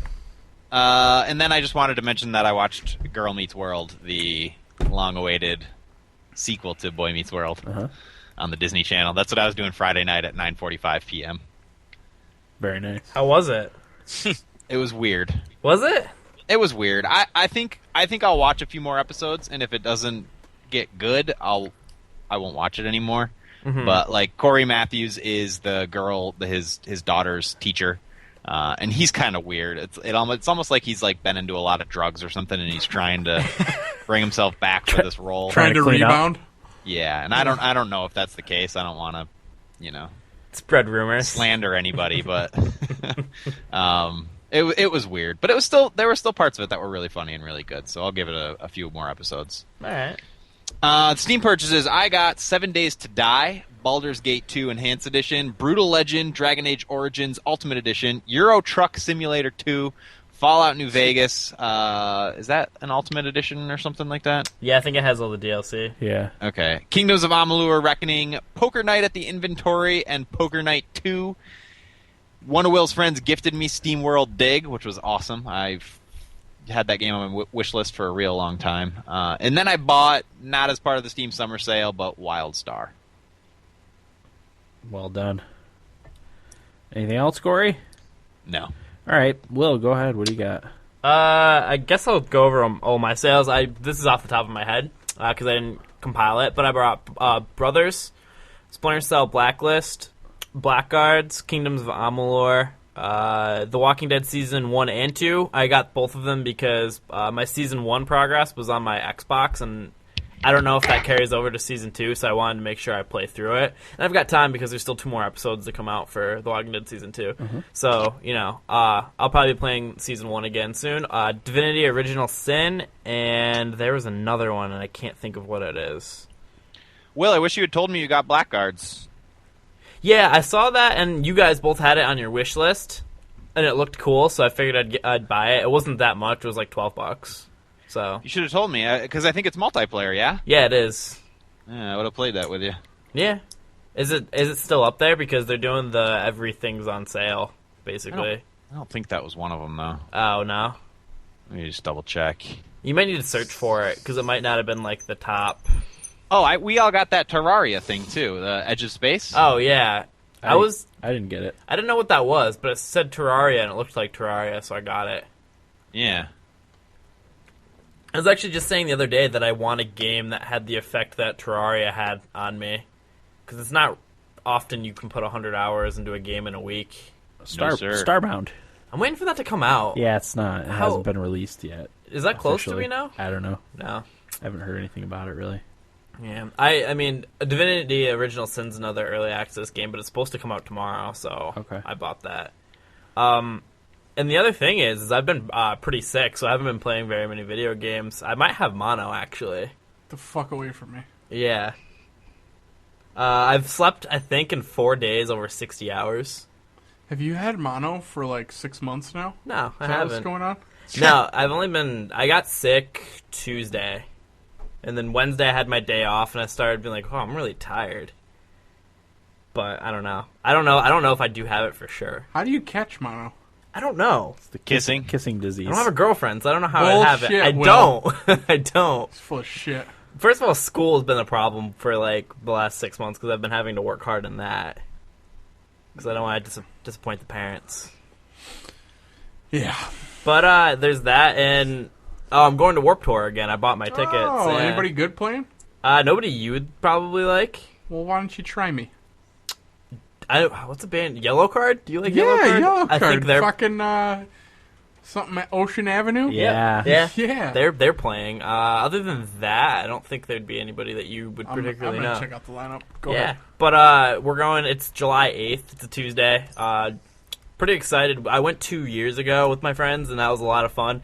And I think 3 of my top 5 favorite bands are playing, so I was like, Nice. I gotta go. Yeah, definitely. So yeah, I mean, we've had some of our musical guests that I got, like Danger Kids. Yeah. Was played a couple times for our music breaks. They're playing, so I was Nice. like, I have to see them. Yeah, cool. So yeah, I'm going and really excited. Actually, I should mention, Will. I know you probably are the only one that'll appreciate this, but I got tickets to see the Goo Goo Dolls. Oh, did you? Yeah. In Buffalo? Big Flats. Big Flats. I know where that is. It's for kind some of near reason. Corning. Okay. Oh yeah, okay. Yeah, my girlfriend and I are going for our anniversary. That'll be awesome. I'm a big fan. You know what sucks though? The opener, Daughtry. From fucking American Idol. Man. I was like, Christy, I think we're gonna show up a touch late to Yeah, this one it'd be because fashionably late. I don't know if Daughtry. I could live with myself if I saw a moment of Daughtry live. Yeah, you don't want that. No. Yeah, because me and you were saying that if they play in Buffalo, because you said they usually do a free show in Buffalo because that's their hometown. I don't know. They are playing at Darien Lake, which is near Buffalo. Yeah, because that's where Warped Tour. Man, is that like the place in New York that they play? Is Darien Darien Lake? Lake, yeah. Yeah, probably. Okay. Hey, Less Than Jake's playing there. Oh, Yeah. I like Less They're Than still Jake. around? Yeah, they're playing at Warped Tour. That's who you ought to go see. Yeah, I mean, I think I only have 5 that I I definitely want to go see. So yeah, I have a lot of time, and I didn't get the stupid park pass this time, so it was cheaper. Nice. But yeah, I'm really excited for that. All right. Anything else? That's it. All right. I'll go through my Steam purchases. I got Halo Spartan Assault, the Don't Starve Reign of Giants DLC, Betrayer, Just Cause 2, Castle Crashers, Risk of Rain, Bioshock Infinite Season Pass, and Knights of the Old Republic 2. All those cost me less than $5, except for the Bioshock Infinite Season Pass, which is great. I also bought Valiant Hearts, which we'll be doing our episode next week about, and I bought WildStar. Nice. So, Oh, Dan, yeah. I think I'm going to buy Valiant Hearts maybe tonight. Are you? Yeah, It's- I watched. Eric told me a little bit about it, and it intrigued me, so I might get it. I'm picking it up tomorrow, buddy. It's so good. I played for All right. like an hour and a half, probably, maybe 2 hours. Awesome. Yep. But that being said, I'm gonna go. All right, Jared, take it easy, buddy. Thanks, bud. See you, Jared. Hey, Peace. have a good one, boys. We'll see ya. Later. The only other thing I have to report is I also tried the Steam in-home streaming. I hadn't done it since it's been like officially released. I know Corey talked about it, saying he had a good experience with it. So I wanted to give it a try. I tried it on my laptop, which is right over here. I played probably 3 or 4 different games. It's amazing. I was very surprised, and my laptop was wireless. It wasn't wired at all. I tried Dragon Age Origins. I tried Lord of the Rings Online. I tried Bioshock Infinite, and I tried Dragon Run or Shadowrun Dragonfall. That's what I was going for. They all ran great. There was a little bit of stuttering on Lord of the Rings Online and a teeny tiny bit of stuttering on Bioshock Infinite. But again, it was wireless and not wired. But I was amazed at how good it looked as compared to when it was in beta. It was very impressive, especially Dragon Age ran like a dream on it. I was very, very impressed with it. I think that's something I'm going to use on a more regular basis nowadays. So Yeah. the only thing I want to try is non-Steam games, because apparently some people could get non-Steam games to work on it too. So, maybe I'll try with Titanfall or Guild Wars 2 or something like that. See if I can get that to run. Just because I'd like to try it, So, yeah, that's all I had going on this week. Yeah, so we'll take a quick break and be back with what we played right after this.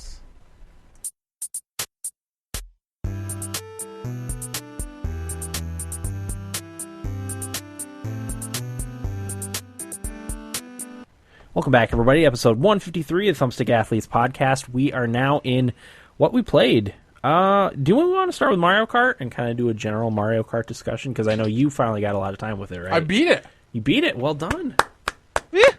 Hey, thanks, guys. Well, how'd you beat it? I also 100 cc. okay. Okay, I'll give you more of an applause than I gave Corey. I also beat it. Hey! Thank you. I also beat it if we're talking about 150. Hey! Good job, Corey. Well done. Yeah. Corey upped his game. Yeah, me and my wife finally beat it 150cc Saturday night, last night maybe, Nice, or the man. night before.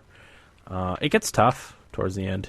Yeah. It feels a little cheap at times, but It does. which is kind of frustrating. Did you guys see the video I tweeted out I today? didn't like that video. I watched it yesterday, actually. I don't know. It didn't do it for me. No? Nah. It looked a little bit fake. Yes, that's what I didn't like about Well, it. yeah, it does, but that stuff does I happen. wanted Yes, to it see does. like somebody's gameplay just getting fucked over, and it didn't do that for me. Yeah. I didn't like the angle of it. The angle of it made it hard to see what was happening. I assumed the person was in first place, so that's why. Because that stuff does happen all the time. Oh yeah. Well, he got hit with the leader shell, so of course he was in first. Yeah. So yeah, never mind. Okay. Thoughts? Mario Kart?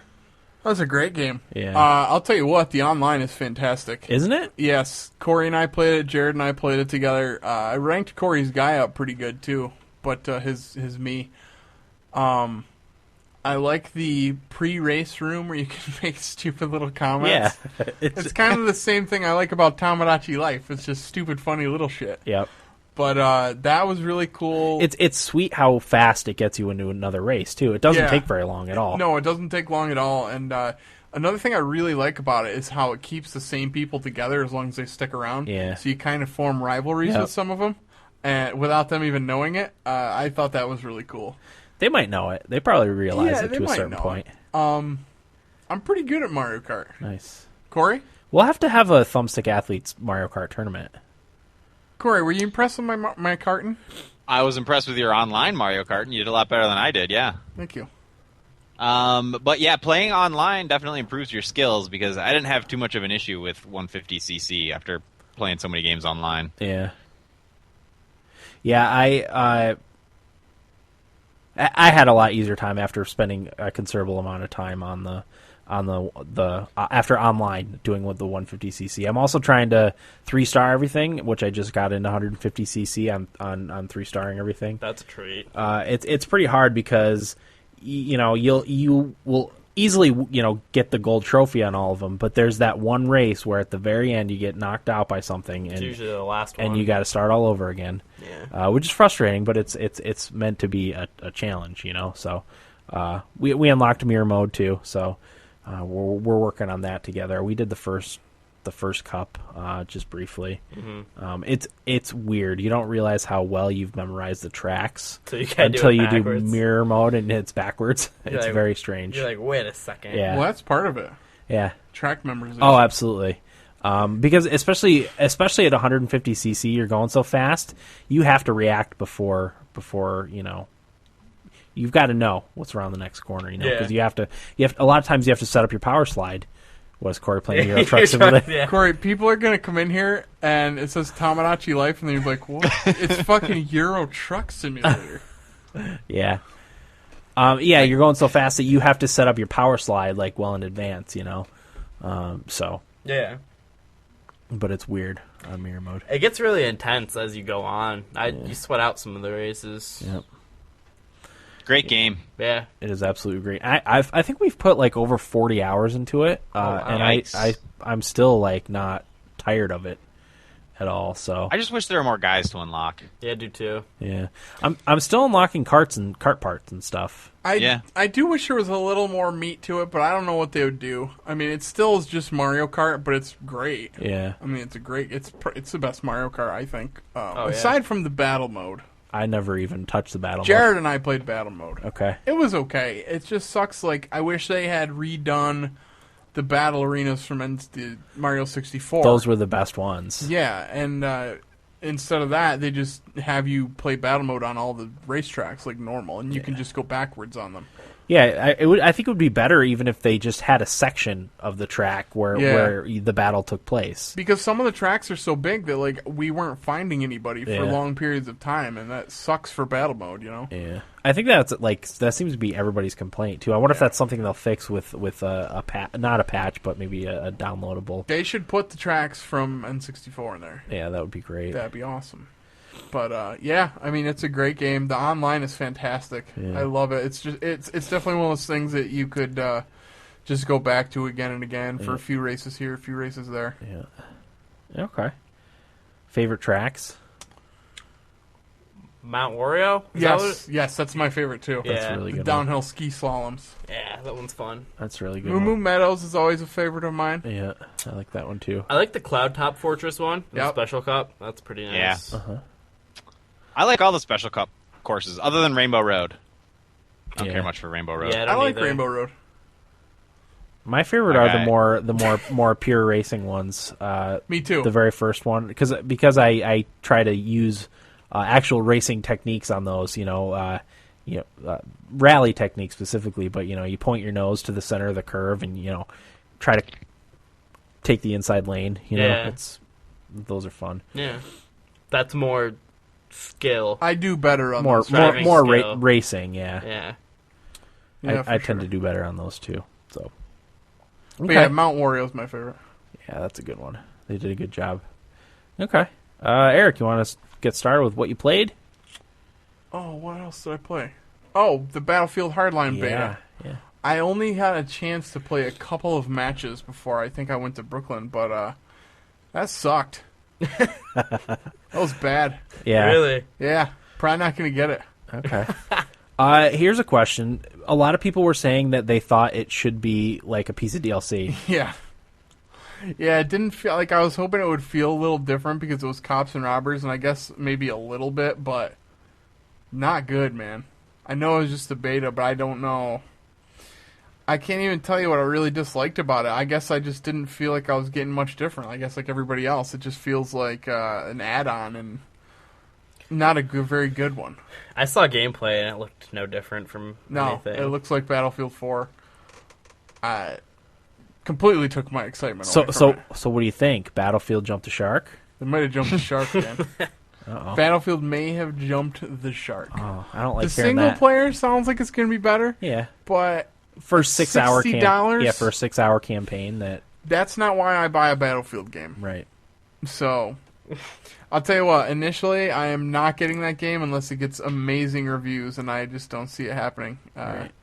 Like I said, I only played like 2 matches, so I can't talk too much, but I really didn't like what I played. Okay. So Sounds good. Anything else? they changed some of the how you unlock weapons and stuff like that, but I don't remember it enough to really get into it. It didn't matter that much. No. It didn't. Okay. I heard an explanation from. Oh, I listened to Giant Bomb. I should have mentioned that during my week. I listened to a few Giant Bombs for the first time ever. Oh. Even though we've been doing a video game podcast for almost 3 years, I've never listened to an episode of Giant Bomb. But they were talking a little bit about it, and when they were explaining it, it made a little sense to me. But of course, at this point, I don't recall because that was over a week ago. But okay, what about you, Will? I played a little bit of two things. I tried Kingdoms of Amalur. I'm definitely going to play more of it. I just wanted to figure out the camera thing, and it's weird playing with a mouse and keyboard. Oh, you got to use a controller. See, I have it all set up where I can just plug it in, but I'm just way too lazy. Yeah. And I started playing it when I was kind of sick, and I just did not have the patience to fiddle around with the camera stuff. Yeah, you do have to. It does take some tinkering. And I don't know, I just go into the documents, and I'm just I don't know, whatever. So I might just tough it out on that camera view or whatever. Doesn't matter. I'll get used to it at some point. But I'm making a finesse sorcerer mixed character because I went straight magic the first time, and I want to mess around with some other stuff. Nice. But yeah, I'm looking forward to playing that. The other thing I played is Plants vs. Zombies, Garden Warfare. It came out for the PC, and this is a game that I was really jealous the Xbox people got. And it's coming out to PlayStation 4. I'll probably buy it for that too. But I haven't had that much fun with a shooter in a really long time. You getting it for PS4? Come on. Yeah, probably, actually, because if you two get it, well, you're going to get it, so I'll have somebody to play with, definitely. But yeah, it's the whole shooter formula is kind of stale. It's all modern-day shooters. It's just boring or, very, not far into the future shooters. And it's just really boring. It's the same thing, most of them. But this one is just so much fun, and, playing as the plants and the zombies, and it's a blast. I have so much fun playing it. I always pick the sunflower, and I'm like a little cute sunflower shooting sunshine at zombies to kill them, and like I'll get a vanquish, and I'll be like, yeah, and get really Just excited. like real life, you're a cute little sunflower. Exactly. Thank you. I just have so much fun with it. I don't usually play as the zombies. I like playing as the plants a little bit more. They're more, I have more fun. Something about being a plant and shooting stuff is just cool. But they added, when it came out for the PC, they added the new map that came out for DLC. And I guess the DLC for it is free, which is weird because EA never gives free stuff. No, not very often anyway. So I'm expecting something's going to go wrong or change. But I haven't gotten on the new map. I've only played like 3 or 4 rounds, and I play Gardens and Graveyards when it is the zombies are advancing. It's like Rush, if you played Battlefield. One team's just advancing forward to take over the bases, and this is the zombies, advancing forward to try and take the gardens away from the plants, and it like falls back into different phases of a map, and like the maps are pretty big, and it's cartoony and just a lot of fun. I'm definitely going to be playing more of it. Cool. It sucks it's on Origin, though, because Steam boots up automatically, and I have to re-enter my password and stuff like that, so I had to remember all my Origin info. Yeah. Which is a pain. I always have to do a password recover. Same here. That happened with me I never on. remember it. That happened with me on Planetside and WildStar. I just couldn't remember it. Yeah. But yeah, the game's a lot of fun. And that's about it. I've been wanting to play like an RPG to get you like into something. As I said, I wanted to play a game like had the effect that Terraria had on me, because I haven't been playing too many video games. I've been having a hard time getting into stuff right now. But Okay. yeah. Sounds good. All right, Corey, what do you got? I have quite a few. Like I said, a lot of a little, or a little of a lot, depending on how you want to look at it. I tried Risk of Rain for like an hour and a half. It's a pretty cool retro action platformer. You're a little dude, and you have guns, and you need to kill all the guys around you. It's roguelike in that if you die, you are out. You have to start all over again.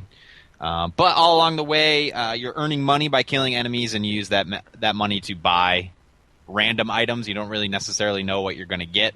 And it's like a power-up, something that'll make you run faster, or do more damage, or drain health when you shoot the bad guys. But then there's also things like drones, and you can repair drones that are on the ground, and they'll fight alongside with you. Not really too much to talk about with that game. I got to the level 10 character. I got to the second world. I have no idea how many worlds there are. I have no idea about a lot of that game at this point. But it is multiplayer. It would be fun to... Dan, I know you have it now. Yeah. I saw you bought it. That's why I was like, oh, I should get it now. Maybe we can play together sometime. Sounds good. So, yeah, Risk of Rain, it's fun. I had a lot of fun doing it. It's just really hard. I think it's meant for multiplayer. Oh, okay. Makes sense. Yeah, I've also been playing quite a bit of Euro Truck Simulator 2, and if you're watching me in the chat right now, that's what I'm playing right now. Dan talked about it at length a few months ago at this point, maybe almost a year ago, probably. It was I was playing it like really shortly after my daughter was born, so like maybe around Christmas. Oh, all right. The game's surprisingly a lot of fun. Yeah, absolutely. It's you think about it like, yeah, it would be cool to just drive a truck in Europe as a video game, but like the gameplay itself is really addictive. And at this point, I'm just starting off, so I'm just taking the quick jobs. I don't have my own truck. It's just somebody gives me a truck, and they're just hiring me as a professional driver, just driving it to and fro. But I started in Poland. Dan, I don't know. Do you remember where you started? I initially started in the UK, but then I restarted because I was not getting confused, but they drive on the opposite side of the road, so if I was tired because we had a newborn, so I wasn't all there, and Gotcha. I was having a little difficulty with driving on the opposite side of the road. So then I ended up starting in, I think, like northwestern France, maybe. Wow. Yeah. You didn't want to go back to your roots? No. Everything seemed kind of spaced out over there. Sure. So it seemed like the trips in between were a little bit longer than a little more clustered, more heavily populated Western Europe. Yeah. But anyway. I'm having a lot of fun with it, and one of my favorite things is that it pulls in radio streams from around the world. I didn't know that. Oh yeah, so if you press R, it brings you to your little radio button, and you can update from the internet radio stream. So depending on what country I'm in, I listen to their radio. Like I just made a delivery to Berlin, and as soon as I started rolling up to Berlin, I switched to the Berlin radio station. It was playing like Green Day and stuff. It's really cool. I didn't know you could do that. Yep, and Damn. the DJ will come on and speak in their local language or whatever. I have no idea what they're saying, but it's part of the whole experience, and it's a whole lot of fun. Like Dan mentioned, playing with a controller. That's what I'm doing, and it does take a little bit of figuring out. Like, first of all, you got to map every key just about, and then from there, it's sort of just figuring out what works best for you. But yeah, it's a lot of fun, and I'll probably play some more of it and get my fix and then move on, but I'm really enjoying what I have going on right now. Draft I truck. want to build a truck empire, yeah. So, I don't know, I want Euro Truck Simulator 3, and I imagine they'll make a third, and I imagine it'll be a lot better because a lot of people bought this one. Yeah. I want more out of it, I want more trucker lifestyle out of it. I think they could have a lot of fun with it. Like sleeping with prostitutes? That sort of stuff? And Lot like, lizards.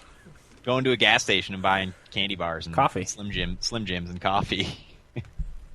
I want Yeah. that. I want all that in it. Okay. But I really like it, and if you think you might be interested, I do recommend it because you'll have fun with it. And you can find it for cheap a lot of times. I think I got it on sale. It wasn't as cheap as it was for the Steam sale, but I think I bought it for like $10 maybe. Yeah, I think it was like, I don't even remember. It was $6 4 or maybe? 5. 4 or Yeah. 5. Yeah. But yeah, recommended for me. I also bought and played a lot of Kingdoms of Amalur. I forgot how much I love that game. The more I played it, though, the more it started to feel like a Ubisoft game where it's like you can play the main story and then there's all this other stuff, but all that other stuff sort of feels like, how do I want to phrase this? It's just sort of tedious after a while. Yeah. After you do it a bunch, the extra stuff just feels tedious, and you're just going point A, point B. But the combat in that game is so great, and that really pulls you through the game. Absolutely. And anytime I play a game that's similar to that, I need to have it play like that. Like Yeah. if the controls aren't nearly as tight as that, I feel like I'm not in control of my character, which is part of the reason why I think I get so frustrated with Assassin's Creed is because it just doesn't feel like that. Even though it looks, kind of a similar perspective and stuff, it doesn't play like that. And that's my gold standard for controls for like combat heavy action RPGs. It should be, for sure. Yeah. I didn't play any of the add-on content, so No. I don't really have I don't have much to talk about from when we did our Kingdoms of Amalur episode. But it still holds up, and I did the graphical twitches and stuff, Dan, that you sent me the link for. So if you're going to get back into it, I do recommend that on PC, especially the widescreen fixer. Oh yeah, it makes it way makes better. a world of a difference. Yeah, Kingdoms of Amalur is great. I made a mage, so I'm doing a lot of magic and stuff, and it's just even that is a lot of fun in combat. It's I don't know, it's so fast paced and everything feels tight, and I don't know, I love it. Yep. Great game. Good stuff. And then I also bought both the Poker Night games, Poker Night at the Inventory and Poker Night 2. I talked about these a little bit before, but it's just playing Texas Hold'em with video game characters. Sam from Sam and Max. And I like Poker Night 2 a little bit more because the characters are more what I'm more familiar with. Like Claptrap from Borderlands is in there, and Brock from From what? and Adventure Time. there's another one I can't remember. Okay. But it's a lot of fun because they just sit and interact with each other and tell stories while you're playing poker. And that's all it is, but it's really entertaining. Nice. If you're feeling lonely on like a Friday night, sit Right. sit and play some poker night and drink some beers. Nice. By yourself. Sure, With all right your after you watch bros. Girl Meets World. Okay. I don't think I have anything else to talk about. Played a lot of board games this week, and Corey, what was that other one that was really... Lords of Waterdeep. Yeah, that's another good one that I would suggest. Yep, for sure. Nice. We got it, Dan. I hear there's a new nerd shop in town. Where? We gotta go check it out. Where is it? Staples Plaza, where Olam's is. What's it called? I don't know. Okay. Well, we'll have to go there. Yeah. 'Cause I like the board games. They're fun. Yeah. Okay. All right, I will go now. I played a little Watch Dogs. I want to play it before it gets obsolete, before people stop completely talking about it. I had to lower my graphic settings to medium, and it runs pretty well on medium settings, but it looks like shit, to be honest. It looks like a early generation Xbox 360 game. It's not that bad, but that's what it looks like as compared to what I'm used to. The recommended settings from NVIDIA for my specific card are mostly high and a few ultra. But I had to obviously put everything on medium until they finally patch it and fix all the graphical issues. But I guess they're specifically with GTX 700 series cards, which is what I have. I have a 760. A lot of older cards are running it just fine. A lot of AMD cards are running it just fine. It's mostly the 700 series NVIDIA cards that are having the issues with it. So, but when I was playing it, it's okay. I had fun because I did a lot of the online stuff. Which I still it's fun to do. I did a lot of the mobile app stuff, and actually the same guy kept challenging me over and over again, and the whole time he was complimenting me on how good I was at it. I'm like, I wanted to tell him I didn't know if there was a way to talk back to him, but I hadn't played Watch Dogs in like a month probably because I couldn't get it to run, and finally I just had to, like I said, lower my settings on my computer.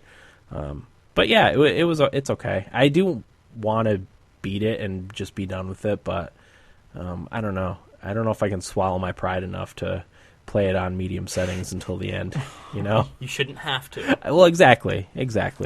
I'll keep an eye out for the patch for the graphics, and hope NVIDIA is the one that does it, because I guess Ubisoft is not prompt with their PC patches on their games. I guess there was a lot of issues with AC4 on PC, and it took them months and months to get patches out to get it to run correctly.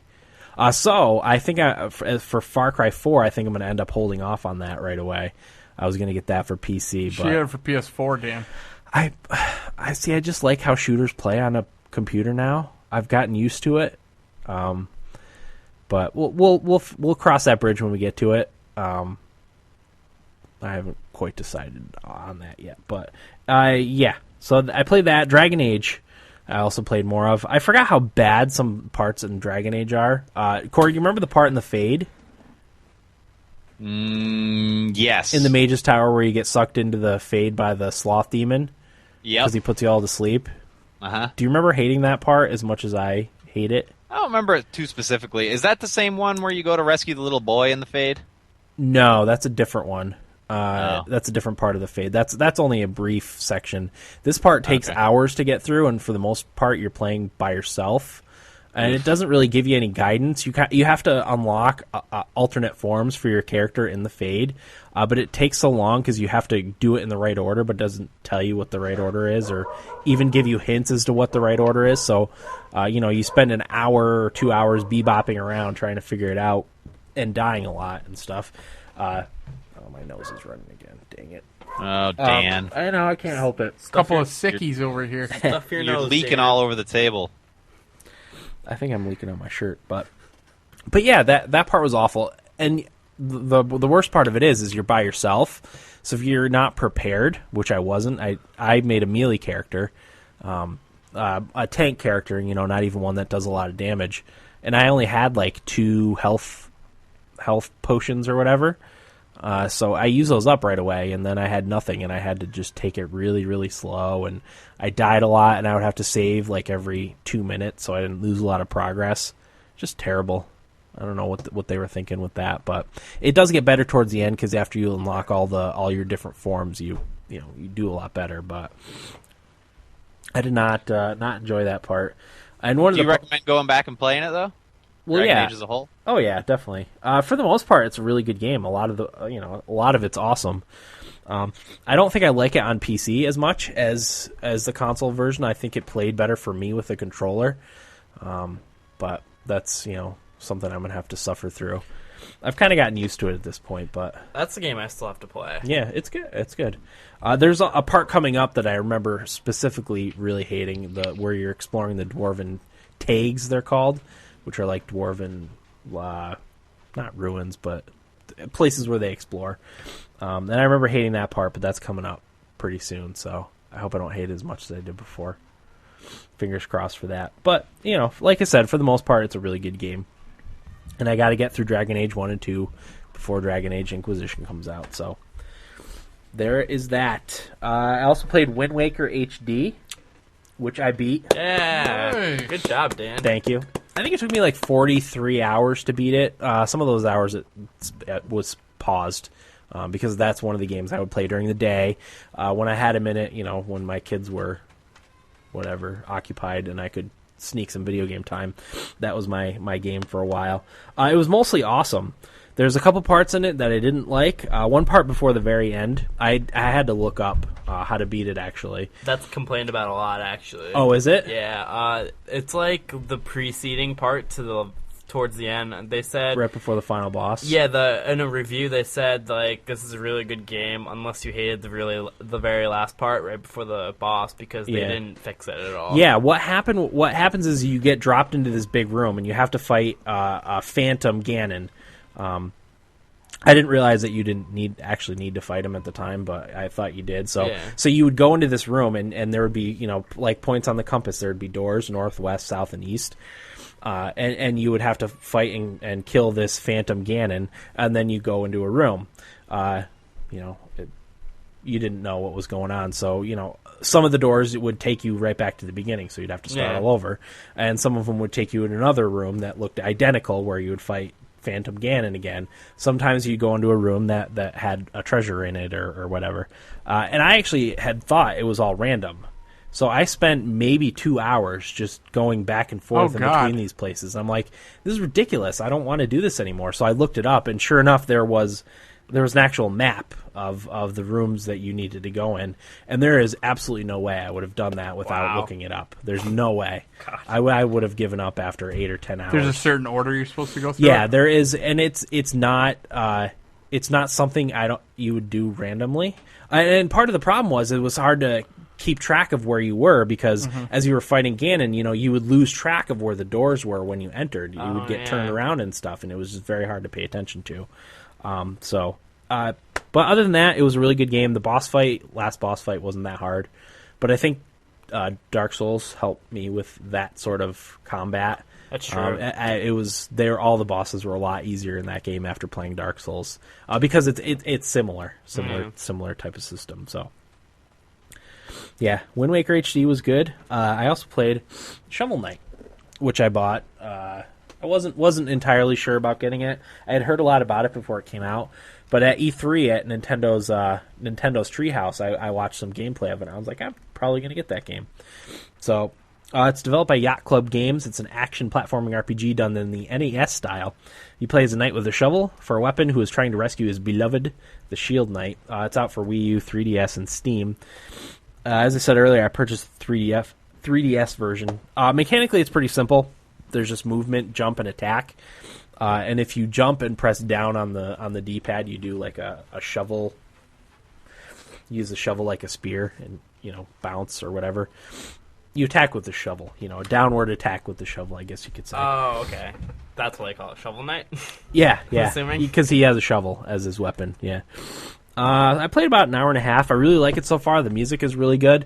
The developers described it as like the best NES game you would ever play, like back in the day, and I agree with it. It does really actually feel like an NES game in both the music and the graphic style. It's really well done. I enjoy it a lot so far. It's got equipment and stuff. You collect jewels and stuff to buy more equipment, and your quest is to beat these other knights that are the bad guys, and then the enchantress who has your love.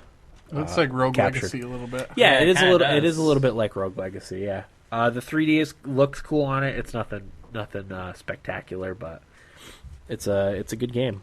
Did you get that digitally? Yep. Yeah, I think it only comes out digitally unless you were it was a Kickstarter game. I think if you were a backer, you could get a physical copy, maybe. But You'd recommend it, Dan? Oh yeah, it's really well done. And like I said, only $15. It's on the 3DS, Wii U, and Steam. So, and that's all I played, I think.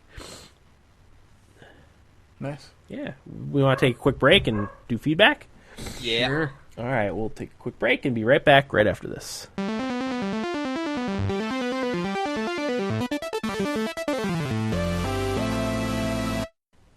Welcome back, everybody. Episode 153 of the Thumbstick Athletes podcast. We are now in our feedback segment. We got a voicemail, which I will play first. I'm playing this from my mobile, or my tablet, my mobile, I guess you could call it. My tablet, and it's playing into the microphone, so we'll see how this goes. We tested it, and it sounded okay, so here it is. Hey guys, this is Tito from LA. During the Steam Summer Sales, I got 2 games so far. Torchlight 2 and Brothers: A Tale of Two Sons. And I played like an hour of Torchlight 2, and I like it. It's a fun game. I wanted to see what you guys thought of it. I see that some of you own the game, and it came out like a couple of years ago. But I want to see what you guys thought of it, because it seems like a pretty fun game. Other than that, I haven't played too much besides WildStar.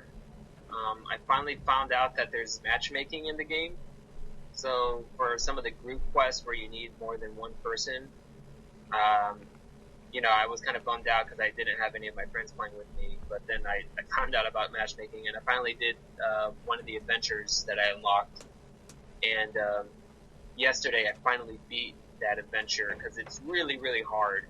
I kept dying, and I tried it 3 different times with different groups, and we kept getting to this point where we couldn't beat it. The final boss was just way too hard. But I found a group that knew what they were doing, and we got it done relatively easy because we knew what to do and everything. But the way adventures work is you vote on the mission that you want to take on, and it's like these mini story-driven missions. So, like, for example, when we start out, you can vote on whether you want to stop a scientist who's doing experiments on people, on farmers, or if you want to save the daughter whose daughter was kidnapped. You can save her, so it kind of goes from there, and then you overturn this dictator or something weird. But it was really hard, and we finally got it done, and depending on how well you do, you're ranked. You're given, like, a medal for that adventure. I got, like, a bronze. I was 3rd in staying alive. And the better you do, the better your loot is, apparently. I think that's how it works, but it was really cool. I had a lot of fun. So I'm excited to try some of the other stuff out. I'm not hardcore enough to do a raid just yet, but the adventures are like the easier group stuff, but it's still really difficult. But I saw that you guys might try the game out, so I definitely recommend it. I told Corey what server I was on. It's a fun game. I would recommend beginning in the Everstar Grove area because that place is beautiful. It's really nice to look at. I've been taking screenshots while I've been playing, and I thought I had the idea of maybe uploading like 5 of them to you guys, and you can post them on your Facebook page because some of the zones and areas that you're playing in are just really, really cool, and you can kind of get a good sense of the artwork and everything. It'd be like a nice promotion for this game, but not just this game. As a future suggestion, anyone playing a game that they like and want to promote it, they can send you 1 or 2 screenshots of it. You can post them on your Facebook page, in your pictures section just to look at, to go along with the review cards that you guys do. I think that would be kind of nice because some of the areas are just really cool, and I just can't help but stop and just watch the scenery, and it's really nice, especially for this game. But that's all I have, and I'll see you guys around, and have a happy 4th of July. All right, thanks for that, Tito. Torchlight. Torchlight's good stuff. It's a fantastic game. Wouldn't know. We all bought it together, right? And Played without Eric. Well, yeah, but how did you play with us at all, or No, not once. You just played it a little bit by yourself for Not the even. episode? Oh no, you didn't even try it. He won't. I swore it off. You won't at this point. So I was left out, just like I'm going to be left out for WildStar. Wait, why were you left out for Torchlight? I don't remember. I think We just didn't tell him. Yeah, you guys just. I was just not invited to play. Yeah. I was that guy. You're the wet blanket. Yeah. We went on to beat it and all that fun stuff. Yeah. I have it. You were the guy, Eric, that somebody says, "Hey, should we invite the guy?" And then everybody pretends they didn't hear it. Yeah. Exactly. Fuck you guys. But yeah, Torchlight 2 was kind of the anti Diablo 3. They not rectified, but went a different route than Diablo 3, and not having any online requirement. You can play online, and also having all the mod capabilities and stuff, which I think adds a lot to it. I was actually looking at the mods for Torchlight 2 not that long ago. There's a lot of like really cool character classes and new worlds that people built. So that's another benefit of Torchlight 2.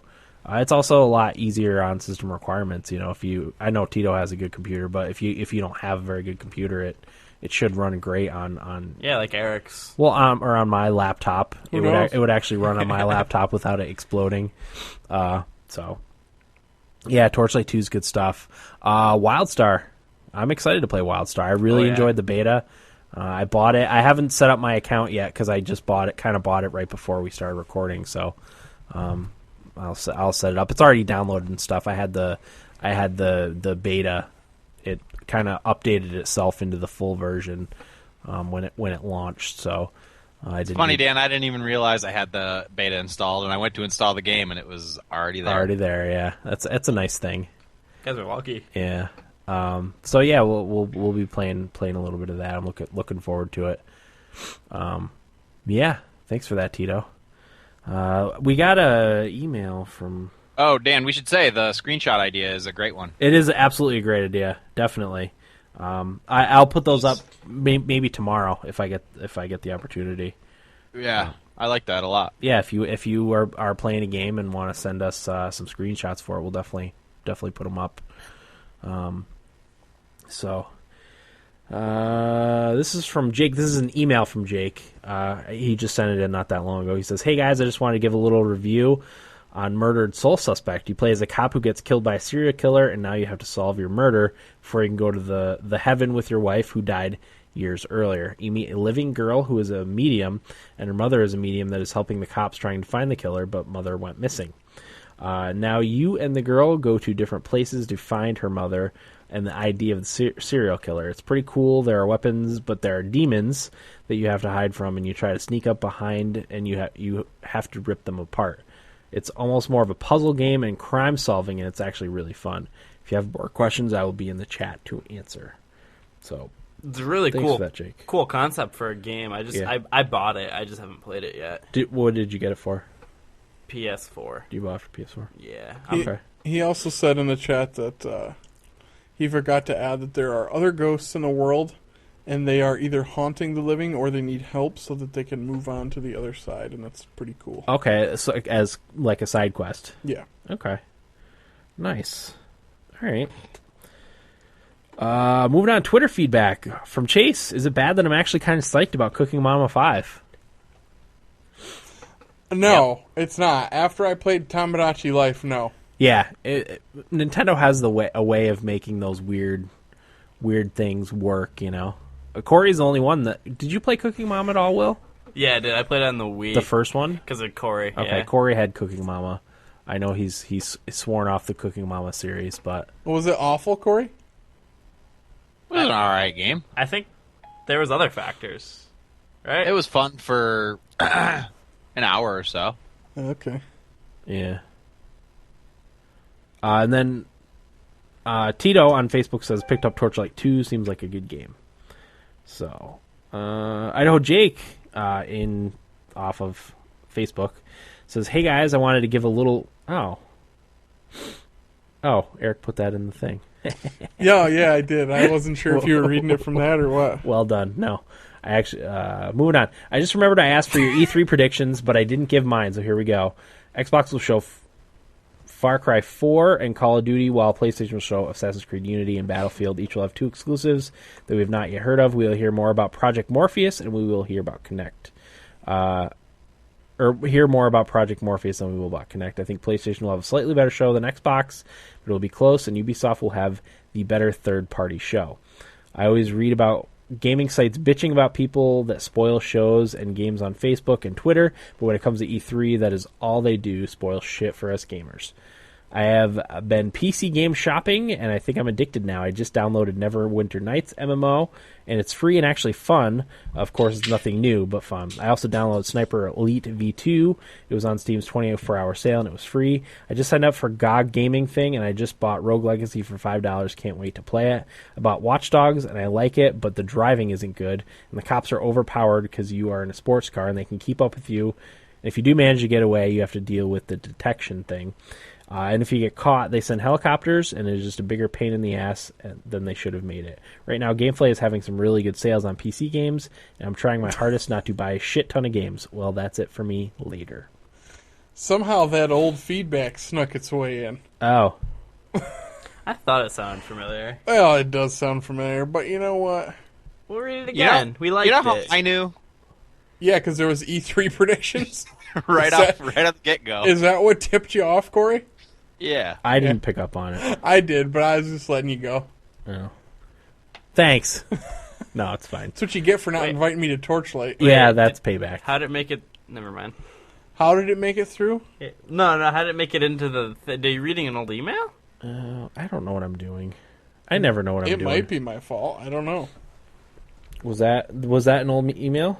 Well, no, because the Cooking Mama thing was on there. It's had to have been Eric. Maybe I put the wrong one in. So Eric's the big idiot. The feedback. Was there was a new Facebook message from Jake though, right? Yeah, I must have highlighted the wrong one. And Okay. you know what? I'm going to chalk that up to Facebook's shitty messaging system. Yeah. So That it is. I don't know. I think their messaging system is pretty spot on for the most part. It's not. It's absolutely not, Corey. I don't like it either. I always get confused. No, it's a piece of shit. No, Corey, you're right. No, he's not. I'll just pull it up and read it. Dan. Okay. I'm with Eric in this argument. By the way, I am always confused by Facebook. Oh, did you guys see the Facebook news today, by the way? Who cares? No. What was it? Facebook, they've discovered, now this is on Slate, so I don't know. This is where I'm reading it. They've discovered that Facebook has been intentionally manipulating the types of posts you see in your feed to see how we react to them. I did see that actually. They'll send you a bunch of like sad, depressed news feed items from your friends and whatever you subscribe to, and see how you post in kind. Yeah. Just to gather information. Yeah. That's sort of messed up. I agree. I mean, I'm not surprised. Yeah. I'm not surprised either. No, I guess I shouldn't be, but It's still horrid.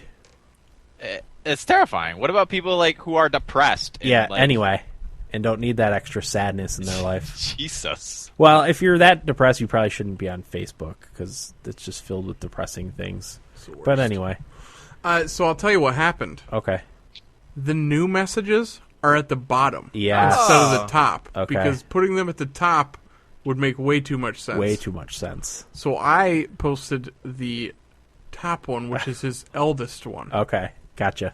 Fucking idiots over at Facebook. Yep. Anyway, this is from Idaho Jake. Hey guys, the more I have had a chance to think about it, Destiny is in a lot of ways more like Defiance than Halo or Borderlands. Both have exploration, strike missions, public events, and a PvP that is more like Call of Duty style. The public events / random events are like Arc Falls in Defiance, where they have 3 or 4 areas you have to clear waves of enemies than one main boss. These Arc Falls were awesome because there would be about 60 or more people all fighting together, and I hope it will be just as fun in Destiny. It will be.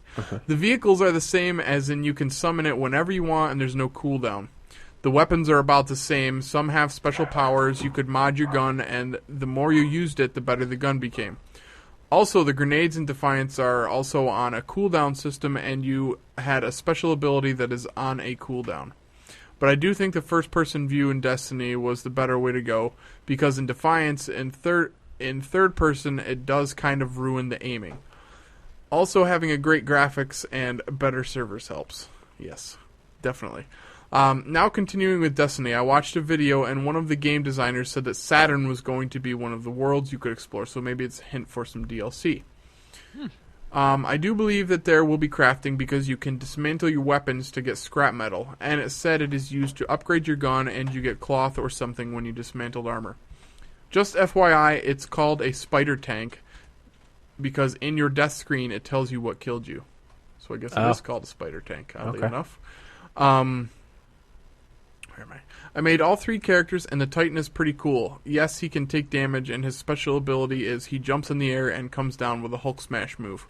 On the last day of the beta, they were having a public event frenzy. Every 30 minutes, they had one, and it was great, and that is also how I got the speeder that could shoot. So we were wondering how he got the speeder that could shoot. I guess it was in the event frenzy, so... I also liked how there was not a lot of tutorial, and for Tito, yes, I think it is a console seller, and get it for PS4 because of the DLC and exclusive content, which I heard is only good for a year. Yeah. And then it's going to other platforms. Yeah. It's a good while, though. Yeah, but, so it's coming to PS4 with exclusive content and DLC, and also, I think we'll probably all be getting it for PS4. Yeah. If that helps. Except Corey. And thank you... How's it feel, asshole? Wait, don't they come out the same day as NHL? Yeah. Yeah, the 9th. Oh, I'll have a PS4 then. Oh, perfect. Oh, now you're getting a PS4. Let me get through this. He says, thank you, Steam. My PC library got bigger, but my available credit on my credit card got smaller. I bought Far Cry 1 through 3 and Blood Dragon for $15. That's it. Later. Nice. Yeah, the first couple years of Steam sales, your library grows quickly. I'm a little more selective now because I already have over 250 games. Yeah. But still, I ended up buying like 6 or 7. So, well, a couple pieces of DLC and like 5 games, I think. That's what happens. But yeah, Blood Dragon's a good get. Blood Dragon, yeah. Definitely. I think Jake will like that one. Yeah, I think so too. Destiny compared to Defiance rather than Halo or Borderlands. I think they're similar in a lot of the ways that you discussed, but the overall feel of the game is a lot more like Halo or Borderlands. I think it's Got an similarities. online MMO shooter, but it plays and feels a lot more like a Halo or a Borderlands, I would say. Yeah. And like he even pointed out, the way better graphics definitely adds to it. Because Defiance looked like shit, in my opinion. Right. But I played it on PC, which it looked better on. Yeah, but sure. it didn't look it didn't look fantastic by any means. Yeah, I mean, Defiance seemed like it was fairly successful as far as that kind of game goes. So I'm sure that Bungie took a look at what they had going on just to see if any of that would work for them. The beta starts July 18th. Was that the date? I don't know. It's soon, 17th? whatever it is. It's mid-July, I think. Yeah. So that's cool. And I agree with him about the first-person view better than the third-person. It did definitely affect my aiming in Defiance, and that was frustrating. Yeah. Crafting, I would imagine that's going to be in there, because like he said, I remember you could take your weapons apart, and you didn't really have anything to do with what you got out of it. I'm interested to see what they're going to do with crafting. I hope it's something Maybe they neat. just didn't have it in the alpha. Yeah. Maybe it'll be in the beta. Hopefully. My main thing is I hope you can transfer your character over. From beta to the... Yeah, because otherwise I'm not going to want to put a ton of time into it. I know. But it's going to be hard for me to resist. Right. So I hear you. Well, since Corey said he's going to get a PS4 for NHL, Corey, you looking at Destiny maybe? Oh yeah, definitely. If I have a PS4, I will get Destiny. What's this if shit? Well, you never know. You still haven't made up your mind, huh? Not necessarily. I'm definitely leaning PS4, but that could change. We talked to Corey's buddy Matt when I was down in Brooklyn because he came over and we played an NHL tournament, and Matt was kind of thinking of going PS4 also, but he was concerned about the change to the PS4 controller. I told him the PS4 controller is better. Better, Being somebody that owns both systems. I never liked the DualShock 2 or 3, but the DualShock 4 is amazing. Yeah, it is. I told him it's my favorite controller that I've ever used. Yeah. So I'm hopefully he gets NHL on PS4 and then talks Corey into it, and then we get some Destiny going. Yep. I'm looking forward to some Destiny. But anywho, is there a little more feedback? I don't think so. I think that was Was it. that it? Yeah, you know what? That is it. Yeah. You're right. Okay. Do we have any roundtables? I forgot to mention a game that I played a lot of. What? The Room 2. Is that a mobile game? It's you were the one who said you were interested in it, Eric. Yeah, I am. I liked The Room. I played the first one. It was good. Yeah, on the Android tablet I'm playing on. Yeah, it's a lot of fun. But I'll talk about it next week. I just wanted to mention that I have been playing it. So Nice. Oh, you know what? Cool. I played something else too. I played Limbo on my Vita on the bus. I've decided I really don't like that game. Don't like Limbo. No. All it is repetition until you figure out what not to do. Right. And I couldn't stand it. Yeah. I'll probably never play it again. What's the game that's coming out for Vita for PS Plus next month? Maramusa something or other. I feel like there's a good There's one that's another coming. one that I want to get. Yeah, it was a good one. I'll look real quick. Okay. I actually have PS Plus right now, so What are the free games for PS4 in July? Towerfall, Yep. which I already have, Dang it. I actually never ended up buying it. There you go.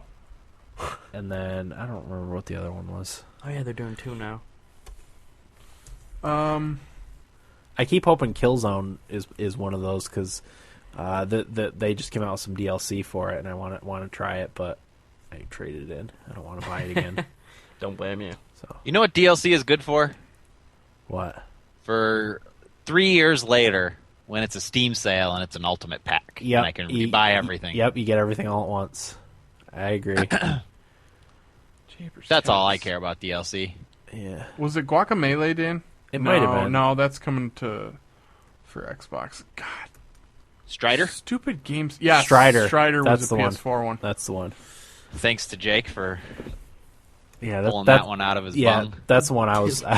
That's the one I was thinking about. Dude, So GameStop website or GameSpot's website is killing me with all the video. yeah, Can I just read something? Ad block. It's brutal.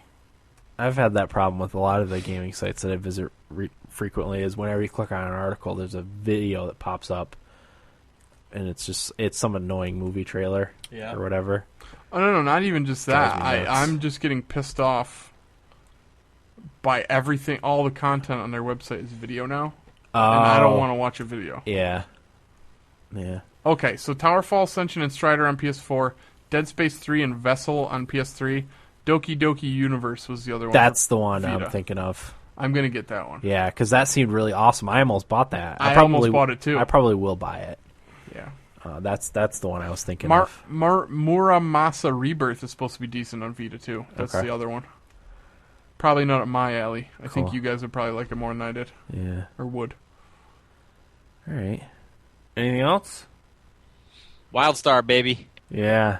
Let's go. I got to plug in my Razer Nostromo again and map all the controls for it. I'm still using my Dell mouse from 1980. I don't know how you could do that. After getting a gaming mouse, I don't know how you use a normal mouse.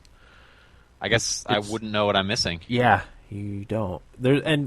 Will, your mouse is pretty nice, and it was only like $20, right? Yeah, I don't know what it is offhand. I'd have to look it up, but It's Piece of a Chinese brand. oh, Well, it works well for you, right? oh yeah, Okay. it's better Buffalo than, Wing. It's better than the mouse that I had. That was like 3 centimeters. Yeah, it looked like a little plastic figure of a computer mouse, like a toy. like a toy. Yeah, like a little kid's Like for mouse. Max. Yeah, exactly. Playing Titanfall with it. Yeah, Trying to own noobs. I don't know how you did that. Ponin noobs. Ponin noobs. All right, well, I guess we'll call it an episode, right, fellas? Yeah. Yeah, next honey week- whiskey. Next week's episode will be on Valiant Hearts. We're looking at probably next weekend, Sunday, for next week's episode. So yeah, we'll be talking about Valiant Hearts. I've already played it, and I love what I've played so far. It's only been probably 2 hours. I'm getting it Spoiler. tomorrow. Do you know how long it is? 7 hours. It's not very I long. was hoping to do one sitting. I don't think I'll be able to pull it off. Yeah. And Tuesday is reserved for World Cup. Oh, By the way, snap. predicting a U.S. victory over Belgium. Okay. And that's not just with my heart. I really think we're going to win. Nice. Yeah. Okay.